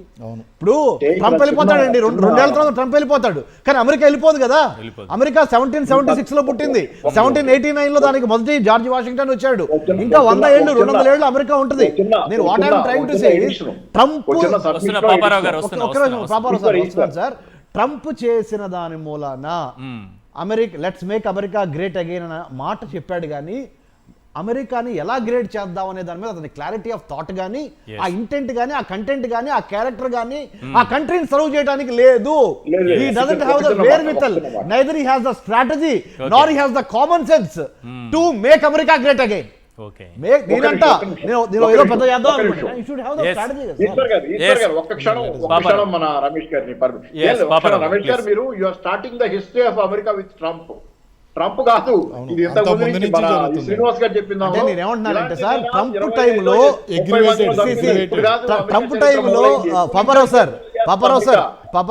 చేస్తున్నాడు. ఒకసారి చెప్పండి ఒకసారి పాపారావు సార్, నేను చెప్పేది ఏంటంటే ఇప్పటికి లెట్స్ సే 46 ప్రెసిడెంట్స్ ఉన్నారు అమెరికాకి 1789 నుంచి వాళ్ళ వరకు. 46లో ఒక 20 మంది రిపబ్లికన్ ప్రెసిడెంట్స్ వాళ్ళు ఇష్టం వచ్చినట్టు ప్రవర్తించారు అనుకుందాం. ఆ 20 మందిలో టాప్ ఇతను maverick. aggravated the situation. That's what I'm trying to say that. ఇతను టూ మచ్ హెవీ. ఇప్పుడేంటి the way he operated in Venezuela, the way he is operating in Greenland, the way he is operating with his neighboring country called Canada, North American continent లో ఉన్న కెనడాతో కూడా Canada is the most softest, decent, liberal country. అరే Canada అని కూడా నువ్వు manage చేయలేకపోతున్నావు. So ఆయన మానసిక స్థితి what I'm trying to say is sir, right ఈ చైర్ని ఆక్యుపై చేశాను సార్. ఈ చైర్కి ఉన్న ఘనతను పెంచాల్సిన బాధ్యత నా వ్యక్తిత్వంతో, నా ఇంటెంట్, నా కంటెంట్, నా క్యారెక్టర్, నా టాలెంట్తో ఈ చైర్కున్న వాల్యూ పెంచాలి. కానీ ఈ చైర్ని ఆక్యుపై చేసిన తర్వాత I should not be doing maverick works that is going to destroy the American future, the exceptional American state. మరి కూలిపోవడానికి ఇంకోటి ఏంటి, భారతదేశంలో ఇందాక మీరు మ్యాప్ మీద అద్భుతంగా చూపించారు ఈశ్వర్ గారు. I wanted to congratulate you on that. You have done lot of homework. Srinivas గారు కూడా చెప్పారు, మేజర్ సార్ కూడా. ఏంటంటే నేను చెప్పేది మీకు సార్, మరి అమెరికా తీసుకున్న నిర్ణయం మూలాన, ఇజ్రాయెల్ తీసుకున్న నిర్ణయం మూలాన ఇవాళ ఇండియన్స్కి మనం ఎందుకు సఫర్ అవ్వాలి చెప్పండి నాకు. Why should we get suffered because of their actions? 1 కోటి మంది భారతీయులు ఇప్పుడు వాళ్ళని తీసుకురావడానికి మన భారతదేశ విదేశీ వ్యవహారాల శాఖలో మనం under staffed.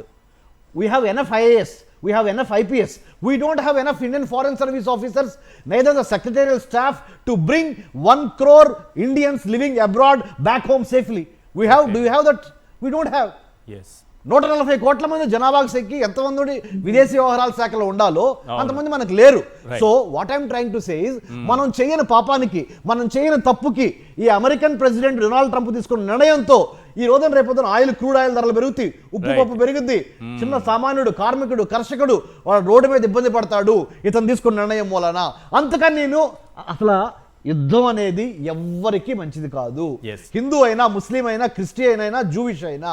You tell me which holy book told war is going to serve the purpose, war is going to make our lifes better.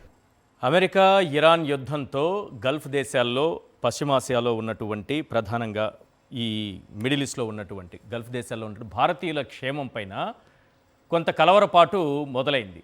ఇప్పటికే ఆయా రాయబార కార్యాలయాలకి సమాచారం ఇవ్వడం కానీ, భారతీయుల క్షేమ సమాచారాలకు సంబంధించి కానీ, వాళ్ళ క్షేమానికి సంబంధించి కానీ భారత ప్రభుత్వం కృషి చేస్తున్నప్పటికీ కూడా ఆయా దేశాల్లో ఎంతమంది భారతీయులు ఉన్నారనేది ఒకసారి స్క్రీన్ పైన చూద్దాం. అది చాలా ఇంపార్టెంట్గా మీరు చెప్పారు కాబట్టి నాకు అనిపించింది సార్. ఒకసారి చూద్దాం, గల్ఫ్ దేశాల్లో మన భారతీయులు ఎంతమంది ఉన్నారు, వారి యోగక్షేమాలకు సంబంధించి, వారిని సురక్షితంగా ఉంచడం లేదా అత్యవసర పరిస్థితుల్లో తీసుకురావడం అనేటటువంటి అంశానికి సంబంధించి స్క్రీన్ పైన చూస్తున్నాం. ఏ దేశంలో ఎంతమంది, గల్ఫ్ దేశాల్లో ఎంతమంది మన భారతీయులు ఉన్నారు అన్న దానికి సంబంధించి యుఏఈలో అత్యధికంగా ఉన్నారు. ఒకసారి యుఏఈలో చూస్తే 43,26,000 మంది భారతీయులు ఉన్నారు సార్.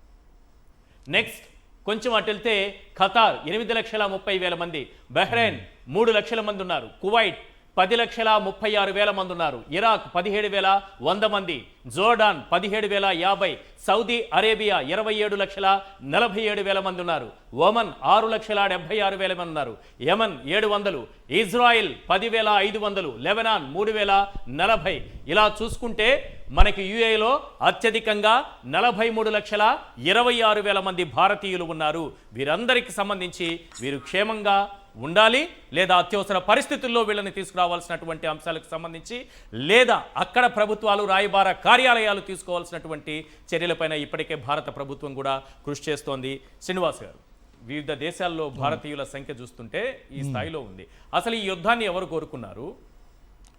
రెండోది ఎక్కడ ఆగుతుంది అనుకుంటున్నారు? ఇప్పుడు మొన్న వెనుజులా చూసాము, అవునండి. నెక్స్ట్ ఇప్పుడు వచ్చేటప్పటికి ఇరాన్ చూస్తున్నాము. ఇక్కడికి ఆగుతుందా? ఇంకా దీన్ని ముందుకు కొనసాగిస్తుందా అమెరికా? యాక్చువల్గా యుద్ధాన్ని క్లోజ్ చేయాలన్న క్యాపబిలిటీస్ ఇందాక మీరు చూపించారు, ఎవరి యొక్క సైనిక సంపత్తి ఎంత ఉంది అనేది. ఇరాన్ సైనిక సంపత్తి గనక మనం చూసినట్లయితే గనక దీంతో పోలిస్తే గనక నాట్ ఈవెన్ 1/4 బలం కూడా లేనటువంటిది ఇరాన్. ఒకవేళ అమెరికా నిజంగా దీన్ని క్లాషెస్ గనక క్లోజ్ చేయాలి అంటే ఈజీగా విత్ ఇన్ వీక్స్ క్లోజ్ చేసేస్తుంది, విత్ ఇన్ డేస్ క్లోజ్ చేస్తుంది. అటువంటిది దానికి కావాల్సింది అది కాదు. నేను చెప్పాను, హాతీకా కానేక దాంతలగే దిఖానేక దాంతలగే. ఇక్కడ ఓపెన్ గా ఉన్నటువంటి ఇంటెన్షన్స్ వేరు, హిడెన్ ఇంటెన్షన్స్ వేరు. ఇక్కడ ట్రంప్ కి కావాల్సింది ఏంటి అంటే తనకు అనుకూలంగా ఉన్నటువంటి పాలనా వ్యవస్థను తీసుకురావాలి. Unfortunately even Ayatollah Ali Khamenei చనిపోయిన తర్వాత కూడా అది జరగడం లేదు కాబట్టి ఈ క్లాష్ ని పొడిగిస్తున్నాడు, ప్రెషర్ ని కంటిన్యూ చేస్తున్నాడు. కానీ దాన్ని యాక్చువల్గా వార్ సినారియోలోకి కన్వర్ట్ చేయాలంటే 5 నిమిషాలు పట్టదు. అందుగురించే వీళ్ళ మీద ప్రెషర్ టాక్టిక్స్ అనేటువంటిది ఉపయోగిస్తూ అక్కడ ఇతర దేశాల్లో ఏ విధంగా అయితే ఇతని యొక్క పాలనను అంగీకరించేటువంటి నాయకులు ఉన్నారో అలాంటి నాయకుడు వచ్చేంత వరకు కూడా దీన్ని సాగదీయడం అనేటువంటి జరుగుతుంది. యాక్చువల్గా దీన్ని క్లోజ్ చేయాలి అంటే కనుక ఇజ్రాయెల్కి కానీ లేకపోతే అమెరికాకి కానీ పెద్ద విషయం ఏం కాదు. అది అట్ ది సేమ్ టైం వీళ్ళని ఏంటంటే పూర్తిగా చంపేస్తే ఆయుధాలు కొనుక్కోరు కాబట్టి ఇటు ఇజ్రాయెల్ దగ్గర ఉన్నటువంటి ఆయుధాలని ఫినిష్ చేయాలి. ఫినిష్ చేసిన తర్వాత మళ్ళీ వీళ్ళు తప్పనిసరి పరిస్థితుల్లో అమెరికా దగ్గరికి వెళ్ళి సహాయం అందించాలి, అక్కడ బిజినెస్ చేసుకోవాలి. At the same time allies ఏదైతే ఉన్నదో ఆ అలైస్ మీద దాడి చేసేటువంటి అవకాశాన్ని ట్రంపే కల్పిస్తున్నాడు. ఎందుకంటే ఇప్పుడు ఇరాన్ ఈ అమెరికాకి మద్దతు ఇస్తున్నటువంటి దేశాలు అన్నిటి మీద కూడా దాడి చేస్తున్నాయి. దాడి చేసినప్పుడు ఇన్వేరియబుల్లీ ప్రస్తుతానికి వాళ్ళు ఇంకా ఇన్వాల్వ్ కాలేదు. ఒకవేళ కనుక వాళ్ళు ఇన్వాల్వ్ అయ్యారంటే అది ఒక చిన్న సైజు రీజనల్ వార్ కింద కన్వర్ట్ అవుతుంది.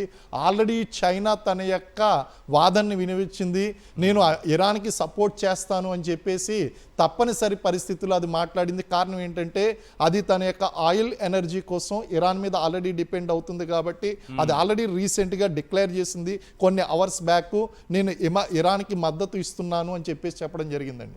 ఇవన్నీ కనుక చూస్తూ ఉంటే ట్రంప్ ఏంటి అంటే తన బిజినెస్ని కొనసాగించడం కోసం తనకు అనుకూలమైనటువంటి వ్యక్తి అక్కడ వచ్చేదాకా కంటిన్యూ అవుతుంది. అలాగే ఈ సిచ్యువేషన్ కనుక ఈ విధంగానే టెన్షియస్ సిచ్యువేషన్ కనుక కంటిన్యూ చేస్తే ఆయుధాల కోసం ఖచ్చితంగా ట్రంప్ దగ్గరికి వెళ్తారు, ఆయుధాలు అమ్ముతాడు. అలాగే దీని యొక్క ప్రభావం అనేటువంటిది మనకి టూత్ పేస్ట్ కానించి టూత్ పిక్ వరకు, అలాగే ఆయిల్ దగ్గర నుంచి మొత్తం అక్కడ నిత్యావసర వస్తువుల వరకు ప్రతి వస్తువు మీద కూడా అది ప్రభావం అనేటువంటిది కనిపిస్తుంది. ఈ ప్రభావం ఇలాగే కనుక కొనసాగితే దాన్ని అమెరికాకు అనుకూలంగా. నాకు ఇంకొక యాంగిల్ కూడా అనిపిస్తుందండి ఇందులో. ఎప్స్టీన్ ఫైల్స్ గురించి మాట్లాడినప్పుడు ట్రంప్ గురించి కూడా మాట్లాడడం జరిగింది. ట్రంప్ గురించి అతని యొక్క ప్రస్తావన రావడం జరిగింది. బహుశా ఇది డైవర్సిఫైడ్ టాక్టిక్స్ లో భాగంగా ఇదే టైంలో ఎప్స్టీన్ ఫైల్స్ ని క్లోజ్ చేయడం కోసం కూడా దీన్ని వీక్స్ టుగెదర్ కంటిన్యూ చేస్తున్నారు. ఎందుకంటే ఇప్పుడు మీరు చాలా సింపుల్ గా ఇట్స్ ఏ 180 degrees పారాడిజం కంప్లీట్ గా జస్ట్ ఆపోజిట్ లో షిఫ్ట్ అయింది. ఓవర్ నైట్ కంప్లీట్ ఈ రోజు ఎప్స్టీన్ ఫైల్స్ గురించి ప్రపంచంలో ఉన్నటువంటి ఇంటర్నేషనల్ మీడియా ఏది మాట్లాడడం లేదు. అండ్ ట్రంప్ మీద మేజర్ ఎలిగేషన్ రావడం అనేటువంటి జరిగింది. అందులోనూ ముఖ్యంగా ఎప్స్టీన్ చనిపోయింది కూడా ఈయన యొక్క హుయాంలోనే చనిపోవడం జరిగింది. ఇరాన్ అమెరికా యుద్ధానికి సంబంధించినటువంటి సిగ్నల్స్ అన్నవి, కొంత సంకేతాలు అన్నవి ఎప్స్టీన్ ఫైల్స్ ముందు నుంచే ఉంది కదా, వాడుకోవచ్చు కదండి, దీన్ని కూడా వాడుకోవచ్చు కదా. ఇప్పుడు ఎగ్జాక్ట్ గా ఇప్పుడు దీన్ని వాడుకోవచ్చు కదా. దీన్ని కూడా డైవర్సిఫైడ్ పాలిటిక్స్ లో భాగంగా మన వాళ్ళు ఉపయోగించినట్టు దీన్ని వీక్స్ లో కంప్లీట్ చేయగలిగింది, డేస్ లో కంప్లీట్ చేయగలిగింది. మంత్స్ టుగెదర్ గనక డ్రాగ్ చేసినట్లయితే అటు అమెరికన్ జుడిషియరీ డిపార్ట్మెంట్ మర్చిపోతుంది, ఇటు ప్రపంచంలో ఉన్నటువంటి ప్రజలు మర్చిపోతారు, అలాగే ఇక్కడ ఉన్నటువంటి మీడియా, ఇంటర్నేషనల్ మీడియా మర్చిపోతుంది. వీటినన్నింటినీ diversified, it is one of the aspect. I'm not this is the only aspect అని అంటలేదు. ఈ కోణంలో కూడా మనం మనం ఆలోచించవలసినటువంటి అవసరం ఉంది. అలాగే ఇక్కడ ఎనర్జీ పాలిటిక్స్ అండి. ఎనర్జీ పాలిటిక్స్ దగ్గరికి వచ్చేసరికి ఇరాక్ మీద అమెరికా దాడి చేసింది, వెనుజులా మీద ట్రంప్ దాడి చేశాడు. అలాగే ఇప్పుడు అంటే అబ్జెక్షన్ తీసుకుని వెళ్ళిపోవడం అని. అలాగే ఇప్పుడు ఇరాన్ మీద కూడా దాడి చేయడం అనేటువంటి జరుగుతుంది. ఈయనకి కావాల్సింది ఏంటంటే అక్కడ రెజిమ్స్ చేంజ్ చేయాలి. ఇంతకుముందు అమెరికన్ పాలసీ ఏ విధంగా అయితే ఉందో ఆ రెజిమ్స్ కనుక చేంజ్ అయితే కనుక అతనికి అనుకూలంగా ఉన్నదైతే ఖచ్చితంగా పులి స్టాప్. ఆయిల్ ఎనర్జీ అనేది మన చేతికి వచ్చేస్తుందా, అమెరికా చేతికి వస్తుందా? అమెరికా వింటాడు, అతనికి ఉన్నది అనగానే ఇప్పుడు ఏం చేస్తాడు అంటే ఈయన కంపల్సరీ ఏ విధంగా అయితే వెనిజులా యొక్క ఆయిల్ని అమ్ముకోవాలని చూసుకుంటున్నాడో అదే విధంగా ఇక్కడ ఆయిల్ మీద కూడా టారిఫ్స్, శాంక్షన్స్ అనేటువంటి కొనసాగిస్తూ ఉంటాడు. అతని యొక్క బెనిఫిట్స్ అనేటువంటివి చూసుకుంటాడు. సార్ ఇప్పుడు శ్రీనివాస్ సార్ చెప్పినట్టుగా ఆ యాంగిల్ కొన్ని నేను లోకల్గా ఇండియన్ పర్స్పెక్టివ్ నుంచి మాట్లాడతాను. భారతదేశానికి ఎటువంటి ప్రిపేర్డ్నెస్ ఉండాలి, ఈ వార్ ద్వారా వచ్చే పరిణామాలను తట్టుకొని మనం ఎలా నిలబడాలి, ఇది చాలా ఇంపార్టెంట్ మనకి. How can we safeguard our national interest, how can we make sure that our Indians are safe abroad, and how can we make the potential NRIs going outside India వాళ్ళకి ఎటువంటి orientation, awareness ఇచ్చి పంపించడానికి తగిన systems మన తెలంగాణలో కానీ, ఆంధ్రాలో కానీ, అది ఇండియాలో కానీ ఉన్నాయా లేవా? ఇవి అంటే నేను చర్చను ఇటువంటి మరణించానంటే అమెరికా, ఇజ్రాయెల్, ఇరాన్ చేస్తున్నది మనం ఇమ్మీడియట్గా ఆపలేము. కానీ ఇండియా ఏం చేయాలి, తెలంగాణ ఏం చేయాలి, ఆంధ్ర ఏం చేయాలి అనే ప్రిపేర్డ్నెస్ మనకు కావాలని నేను డైవర్ట్ చేశా ఈ టాపిక్ని కొద్దిగా దీనికి అనుగుణంగా. Number 1, first of all Sakshi TV సాక్షిగా చెప్తున్నా, డిఫెన్స్ అండ్ సెక్యూరిటీ స్టడీస్ అంశాల మీద ఒక ఆర్మీనో, నేవీనో, కోస్ట్ గార్డో, మెన్ ఇన్ యూనిఫామో వాళ్ళు మాత్రమే ఇప్పటి వరకు వాళ్ళ టయాన్ని వెచ్చించారు, వాళ్ళ శక్తిని వెచ్చించారు, దేశం కోసం ప్రాణాలు అర్పించారు. ఇక నుంచి 21వ శతాబ్దంలో రెండవ స్వతంత్ర సమరోద్యమం ఏంటంటే 2047 కల్లా వికసిత భారత్ వైపు వెళ్ళాలంటే భారతదేశంలో ఉన్న యువత అందరూ మన దేశానికి సంబంధించిన డిఫెన్స్ అండ్ సెక్యూరిటీ స్టడీస్ మీద అవగాహన, నేషనల్ సెక్యూరిటీ, జాతీయ భద్రత, జాతి రక్షణ, ఒకటే జెండా, ఒకటే ఎజెండా. మన జెండా త్రివర్ణ పతాకం, మన agenda by 2047 irrespective of caste, creed, religion, political parties, we have to have the will, we should have the skill to go for the kill. Whom to kill? Not other country people. We have to kill the backwardness, we have to kill the corruption, we have to kill the regionalism, we have to kill the casteism, we have to kill the otherisms. Humanism must prevail over. మానవతావాదము, మానవత్వము పరిమళించే విధంగా భారత్ సరికొత్త నాయకత్వ పందాని, the thought లీడర్షిప్ని ప్రపంచ వినువీధుల్లో జెండా, త్రివర్ణ పతాకం ఏమని యుద్ధం చేయకుండానే శాంతి, మనుషుల్ని చంపకుండానే పరివర్తన తీసుకురాగలిగిన capacity, the planning, the preparation, the perspiration ఇండియాకు ఉన్నది. భారత్, BHARAT, భారత్ అంటే ఈశ్వర్ గారు నేను ఒకటి చెప్తా, build a harmonious but audacious Raj to advance India's trade, India's talent, India's technology, India's tourism and to destroy terrorism. ఉగ్రవాదాన్ని కుక్కుటి వేళతో సహా పెకిలించి భారతదేశం యొక్క ట్రేడ్ని, టెక్నాలజీని, టూరిజంని, టాలెంట్ని హార్మోనియస్గా, సఖ్యంగా, అడాషియస్గా, ధైర్యంగా నిర్మించడమే భారత్ 2047 యొక్క గోల్. ఆ గోల్కి అనుగుణంగా ప్రపంచ జియోపాలిటిక్స్ని ప్రతి స్టూడెంట్, నువ్వు బీటెక్గా, ఎంటెక్గా, ఎంసీఏగా, బీబీఏగా ఎవరైనా సరే భారత మాత నేషనల్ సెక్యూరిటీ ఆర్కిటెక్చర్ని అర్థం చేసుకొని when we have to connect the dots and bring intellectuals, politicians, all other media people together and work for ఒకటే జెండా, ట్రైకలర్, త్రివర్ణ పతాకం, ఒకటే ఎజెండా 2047 వికసిత్ భారత్. ఇది నేను బీజేపీ నుంచో కాంగ్రెస్ నుంచో మాట్లాడట్లా, ఒక సగటు కన్నెగంటి హనుమంతు మునిమనవడగా బ్రిటిష్ వాళ్ళు కాల్ చంపారు 1922, ఆ రక్తంలో నుంచి వచ్చిన వాడిగా మాట్లాడుతున్నా నేను చెప్పేది ఒకటే, కులం, మతం, ప్రాంతం అనేది మనకు తెలియకుండా జరిగిపోతాయి, యాక్సిడెంట్ గా వస్తాయి. కానీ మన ఇంటెంట్, మన కంటెంట్, మన క్యారెక్టర్ తో మన కంట్రీని సేఫ్ గార్డ్ చేసుకొని ప్రపంచ రాజకీయాల్లో భారతదేశాన్ని కాపాడుకోవాలనే ఫైర్ ఇన్ ద బెల్లి, కడుపులో కసి మనకు ఉండాలి. Right, very nice. That's what I want to tell you. మీరు చెప్పినటువంటి పాయింట్ నిజంగా ఓపెనింగ్ నా స్టేట్మెంట్ కూడా శ్రీనివాస్ sir. యుద్ధం అనివార్యమైతే ధర్మంతో చేయాలి, శాంతి సాధ్యమైతే పూర్తిగా నివారించాలి. నిజమైన విజయం శత్రునాశనం కాదు, శాంతి స్థాపన. Opening అదే చెప్పారు. బ్రహ్మాండంగా చెప్పారు మీరు. నాకు తెలియదు, నేను లేట్గా వచ్చాను. మీరు అదే తీసుకున్నారు. ఎక్సలెంట్. చూడండి అంటే when our thoughts are pure, the whole universe. Paparao గారు, please. Yeah, Paparao sir please. Me audio mute లో ఉన్నట్టుంది, ఒకసారి చూడండి సార్. చెప్పాలి, మీ ఆడియో మ్యూట్ లో ఉన్నారు సార్, మ్యూట్ లో ఉన్నారు మీరు. రమేష్ గారు మాట్లాడింది నాకు చాలా స్వీట్ గా ఉంది, బాగుంది. నా దేశం గొప్పదైతే నాకు కూడా మంచిది, నాకు కూడా సంతోషం. నా దేశం గొప్పగా అవ్వాలని నేను ఏం మాట్లాడినా సరే. అయితే ఏదో కమ్యూనిజం అనే మాట ఇక్కడ ఏదో మధ్యలో ఈ గొడవలో బట్టి నాకు వినపడలే. కమ్యూనిజం వద్దు అది వద్దని ఏదో అన్నారు. కమ్యూనలిజం అది ఉండకూడదు, కమ్యూనిజం వద్దు ఉండదంటున్నారు. నేను నాకేం కాదు, ఇప్పుడు ఆయన కమ్యూనిజం అన్నా నాకు అభ్యంతరం. కాకపోతే నా హక్కుగా నేను వాడుకునేది ఏంటంటే as far as I know communism చెప్పింది చాలా మందికి అర్థం కాకుండానే కమ్యూనిజాన్ని విమర్శిస్తుంటారు. అందుకని ఆయన ఏమన్నా కమ్యూనలిజం అన్నాను సార్. నేను చెప్పింది ఏంటంటే, నేను అనేది ఒకటి ఇక్కడ ఏంటంటే మనకి we have to be passionate. Humanism అని చెప్పాను సార్ నేను ఇక్కడ.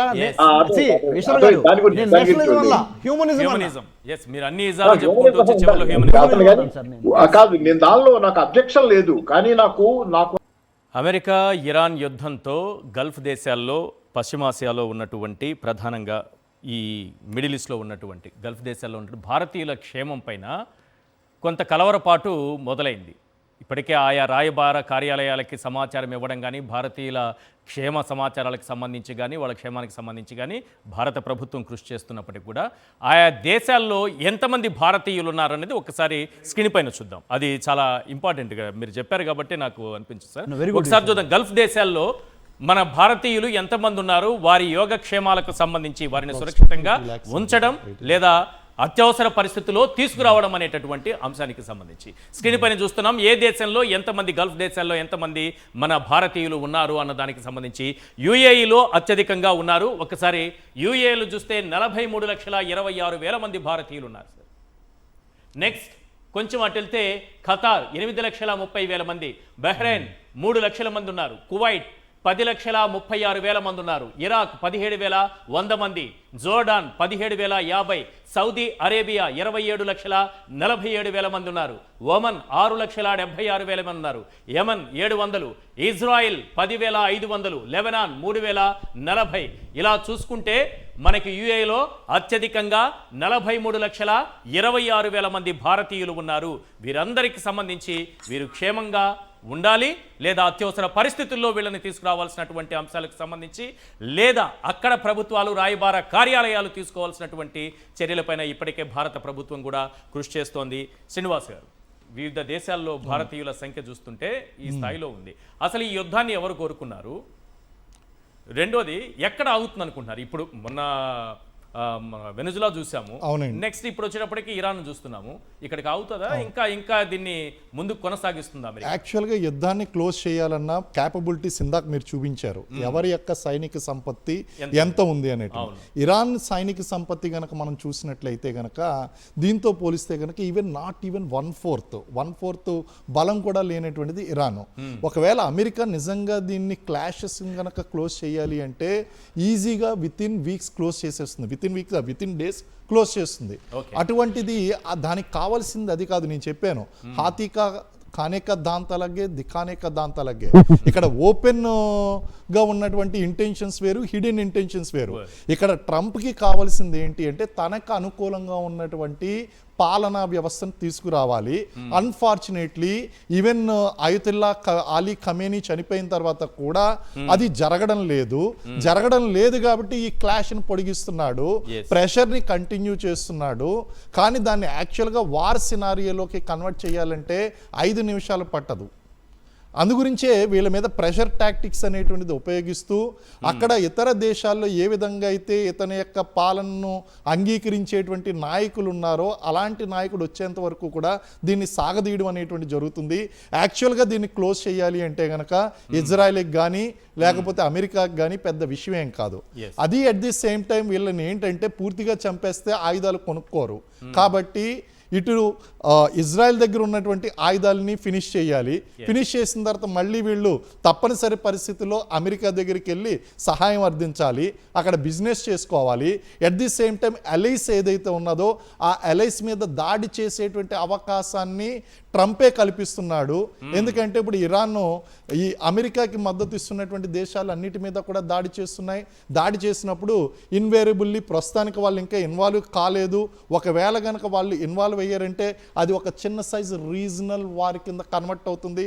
ఆల్రెడీ చైనా తన యొక్క వాదనని వినిపించింది, నేను ఇరాన్కి సపోర్ట్ చేస్తాను అని చెప్పేసి తప్పనిసరి పరిస్థితుల్లో అది మాట్లాడింది. కారణం ఏంటంటే అది తన యొక్క ఆయిల్ ఎనర్జీ కోసం ఇరాన్ మీద ఆల్రెడీ డిపెండ్ అవుతుంది కాబట్టి అది ఆల్రెడీ రీసెంట్గా డిక్లేర్ చేసింది కొన్ని అవర్స్ బ్యాక్, నేను ఇరాన్కి మద్దతు ఇస్తున్నాను అని చెప్పేసి చెప్పడం జరిగిందండి. ఇవన్నీ కనుక చూస్తూ ఉంటే ట్రంప్ ఏంటి అంటే తన బిజినెస్ని కొనసాగించడం కోసం తనకు అనుకూలమైనటువంటి వ్యక్తి అక్కడ వచ్చేదాకా కంటిన్యూ అవుతుంది. అలాగే ఈ సిచ్యువేషన్ కనుక ఈ విధంగానే టెన్షియస్ సిచ్యువేషన్ కనుక కంటిన్యూ చేస్తే ఆయుధాల కోసం ఖచ్చితంగా ట్రంప్ దగ్గరికి వెళ్తారు, ఆయుధాలు అమ్ముతాడు. అలాగే దీని యొక్క ప్రభావం అనేటువంటిది మనకి టూత్ పేస్ట్ కానించి టూత్ పిక్ వరకు, అలాగే ఆయిల్ దగ్గర నుంచి మొత్తం అక్కడ నిత్యావసర వస్తువుల వరకు ప్రతి వస్తువు మీద కూడా అది ప్రభావం అనేటువంటిది కనిపిస్తుంది. ఈ ప్రభావం ఇలాగే కనుక కొనసాగితే దాన్ని అమెరికాకు అనుకూలంగా. నాకు ఇంకొక యాంగిల్ కూడా అనిపిస్తుందండి ఇందులో. ఎప్స్టీన్ ఫైల్స్ గురించి మాట్లాడినప్పుడు ట్రంప్ గురించి కూడా మాట్లాడడం జరిగింది. ట్రంప్ గురించి అతని యొక్క ప్రస్తావన రావడం జరిగింది. బహుశా ఇది డైవర్సిఫైడ్ టాక్టిక్స్ లో భాగంగా ఇదే టైంలో ఎప్స్టీన్ ఫైల్స్ ని క్లోజ్ చేయడం కోసం కూడా దీన్ని వీక్స్ టుగెదర్ కంటిన్యూ చేస్తున్నారు. ఎందుకంటే ఇప్పుడు మీరు చాలా సింపుల్ గా ఇట్స్ ఏ 180 degrees పారాడిజం కంప్లీట్ గా జస్ట్ ఆపోజిట్ లో షిఫ్ట్ అయింది. ఓవర్ నైట్ కంప్లీట్ ఈ రోజు ఎప్స్టీన్ ఫైల్స్ గురించి ప్రపంచంలో ఉన్నటువంటి ఇంటర్నేషనల్ మీడియా ఏది మాట్లాడడం లేదు. అండ్ ట్రంప్ మీద మేజర్ ఎలిగేషన్ రావడం అనేటువంటి జరిగింది. అందులోనూ ముఖ్యంగా ఎప్స్టీన్ చనిపోయింది కూడా ఈయన యొక్క హుయాంలోనే చనిపోవడం జరిగింది. ఇరాన్ అమెరికా యుద్ధానికి సంబంధించినటువంటి సిగ్నల్స్ అన్నవి, కొంత సంకేతాలు అన్నవి ఎప్స్టీన్ ఫైల్స్ ముందు నుంచే ఉంది కదా, వాడుకోవచ్చు కదండి, దీన్ని కూడా వాడుకోవచ్చు కదా. ఇప్పుడు ఎగ్జాక్ట్ గా ఇప్పుడు దీన్ని వాడుకోవచ్చు కదా. దీన్ని కూడా డైవర్సిఫైడ్ పాలిటిక్స్ లో భాగంగా మన వాళ్ళు ఉపయోగించినట్టు దీన్ని వీక్స్ లో కంప్లీట్ చేయగలిగింది, డేస్ లో కంప్లీట్ చేయగలిగింది. మంత్స్ టుగెదర్ గనక డ్రాగ్ చేసినట్లయితే అటు అమెరికన్ జుడిషియరీ డిపార్ట్మెంట్ మర్చిపోతుంది, ఇటు ప్రపంచంలో ఉన్నటువంటి ప్రజలు మర్చిపోతారు, అలాగే ఇక్కడ ఉన్నటువంటి మీడియా, ఇంటర్నేషనల్ మీడియా మర్చిపోతుంది. వీటినన్నింటినీ diversified, it is one of the aspect. I'm not this is the only aspect అని అంటలేదు. ఈ కోణంలో కూడా మనం ఆలోచించవలసినటువంటి అవసరం ఉంది. అలాగే ఇక్కడ ఎనర్జీ పాలిటిక్స్ అండి. ఎనర్జీ పాలిటిక్స్ దగ్గరికి వచ్చేసరికి ఇరాక్ మీద అమెరికా దాడి చేసింది, వెనుజులా మీద ట్రంప్ దాడి చేశాడు. ఇప్పుడు డ్రాదేటువంటి అబ్జెక్షన్ తీసుకుని వెళ్ళిపోవడం అని. అలాగే ఇప్పుడు ఇరాన్ మీద కూడా దాడి చేయడం అనేటువంటి జరుగుతుంది. ఈయనకి కావాల్సింది ఏంటంటే అక్కడ రెజిమ్స్ చేంజ్ చేయాలి. ఇంతకుముందు అమెరికన్ పాలసీ ఏ విధంగా అయితే ఉందో ఆ రెజిమ్స్ కనుక చేంజ్ అయితే కనుక అతనికి అనుకూలంగా ఉన్నదైతే ఖచ్చితంగా ఫుల్ స్టాప్. ఆయిల్ ఎనర్జీ అనేది మన చేతికి వచ్చేస్తుందా, అమెరికా చేతికి వస్తుంది? అమెరికా వింటాడు, అతనికి ఉన్నది అనగానే ఇప్పుడు ఏం చేస్తాడు అంటే ఈయన కంపల్సరీ ఏ విధంగా అయితే వెనిజులా యొక్క ఆయిల్ని అమ్ముకోవాలని చూసుకుంటున్నాడో అదే విధంగా ఇక్కడ ఆయిల్ మీద కూడా టారిఫ్స్, శాంక్షన్స్ అనేటువంటి కొనసాగిస్తూ ఉంటాడు. అతని యొక్క బెనిఫిట్స్ అనేటువంటి చూసుకుంటాడు. సార్ ఇప్పుడు శ్రీనివాస్ సార్ చెప్పినట్టుగా ఆ యాంగిల్ కొన్ని నేను లోకల్గా ఇండియన్ పర్స్పెక్టివ్ నుంచి మాట్లాడతాను. భారతదేశానికి ఎటువంటి ప్రిపేర్డ్నెస్ ఉండాలి, ఈ వార్ ద్వారా వచ్చే పరిణామాలను తట్టుకొని మనం ఎలా నిలబడాలి, ఇది చాలా ఇంపార్టెంట్ మనకి. How can we safeguard our national interest, how can we make sure that our Indians are safe abroad, and how can we make the potential NRIs going outside India వాళ్ళకి ఎటువంటి orientation, awareness ఇచ్చి పంపించడానికి తగిన systems మన తెలంగాణలో కానీ, ఆంధ్రాలో కానీ, అది ఇండియాలో కానీ ఉన్నాయా లేవా? ఇవి అంటే నేను చర్చని ఇటువంటి మరించానంటే అమెరికా, ఇజ్రాయెల్, ఇరాన్ చేస్తున్నది మనం ఇమ్మీడియట్గా ఆపలేము. కానీ ఇండియా ఏం చేయాలి, తెలంగాణ ఏం చేయాలి, ఆంధ్ర ఏం చేయాలి అనే ప్రిపేర్డ్నెస్ మనకు కావాలని నేను డైవర్ట్ చేశా ఈ టాపిక్ని కొద్దిగా దీనికి అనుగుణంగా. Number 1, first of all Sakshi TV సాక్షిగా చెప్తున్నా, డిఫెన్స్ అండ్ సెక్యూరిటీ స్టడీస్ అంశాల మీద ఒక ఆర్మీనో, నేవీనో, కోస్ట్ గార్డో, మెన్ ఇన్ యూనిఫామో వాళ్ళు మాత్రమే ఇప్పటి వరకు వాళ్ళ టయాన్ని వెచ్చించారు, వాళ్ళ శక్తిని వెచ్చించారు, దేశం కోసం ప్రాణాలు అర్పించారు. ఇక నుంచి 21వ శతాబ్దంలో రెండవ స్వతంత్ర సమరోద్యమం ఏంటంటే 2047 కల్లా భారత్ వికసిత్ భారత్ వైపు వెళ్ళాలంటే భారతదేశంలో ఉన్న యువత అందరూ మన దేశానికి సంబంధించిన డిఫెన్స్ అండ్ సెక్యూరిటీ స్టడీస్ మీద అవగాహన, నేషనల్ సెక్యూరిటీ, జాతీయ భద్రత, జాతి రక్షణ, ఒకటే జెండా, ఒకటే ఎజెండా. మన జెండా త్రివర్ణ పతాకం, మన agenda by 2047 irrespective of caste, creed, religion, political parties, we have to have the will, we should have the skill to go for the kill. Whom to kill? Not other country people. We have to kill the backwardness, we have to kill the corruption, we have to kill the Very nice. regionalism, we have to kill the casteism, we have to kill the otherisms. Humanism must prevail over.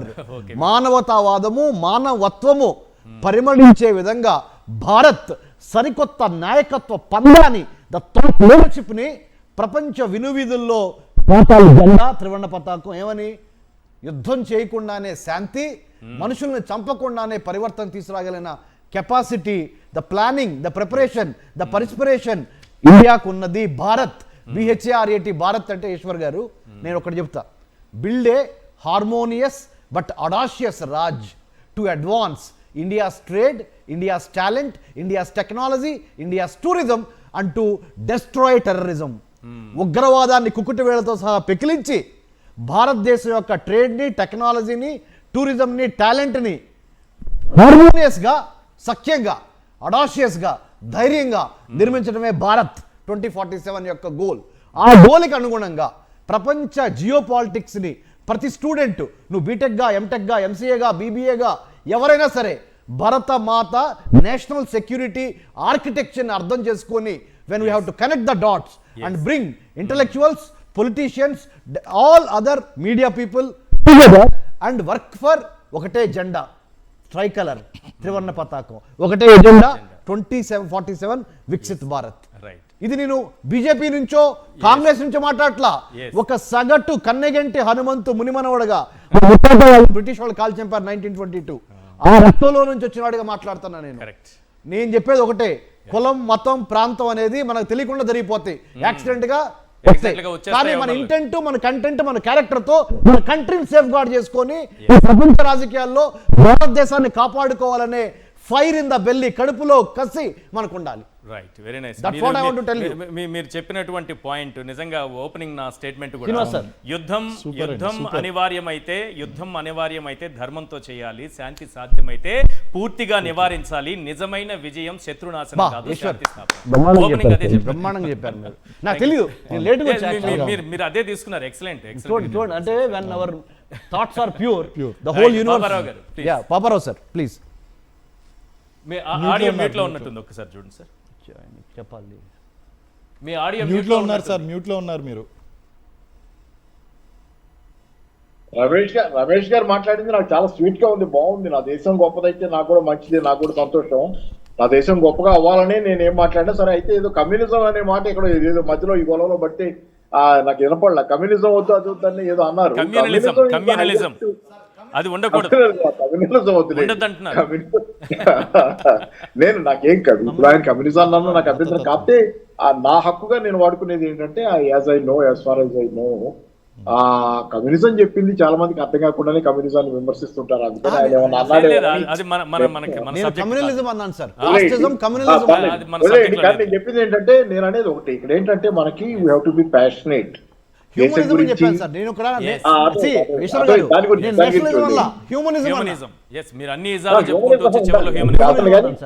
కాదు, నేను దానిలో నాకు objection లేదు. కానీ నాకున్నది ఏంటంటే,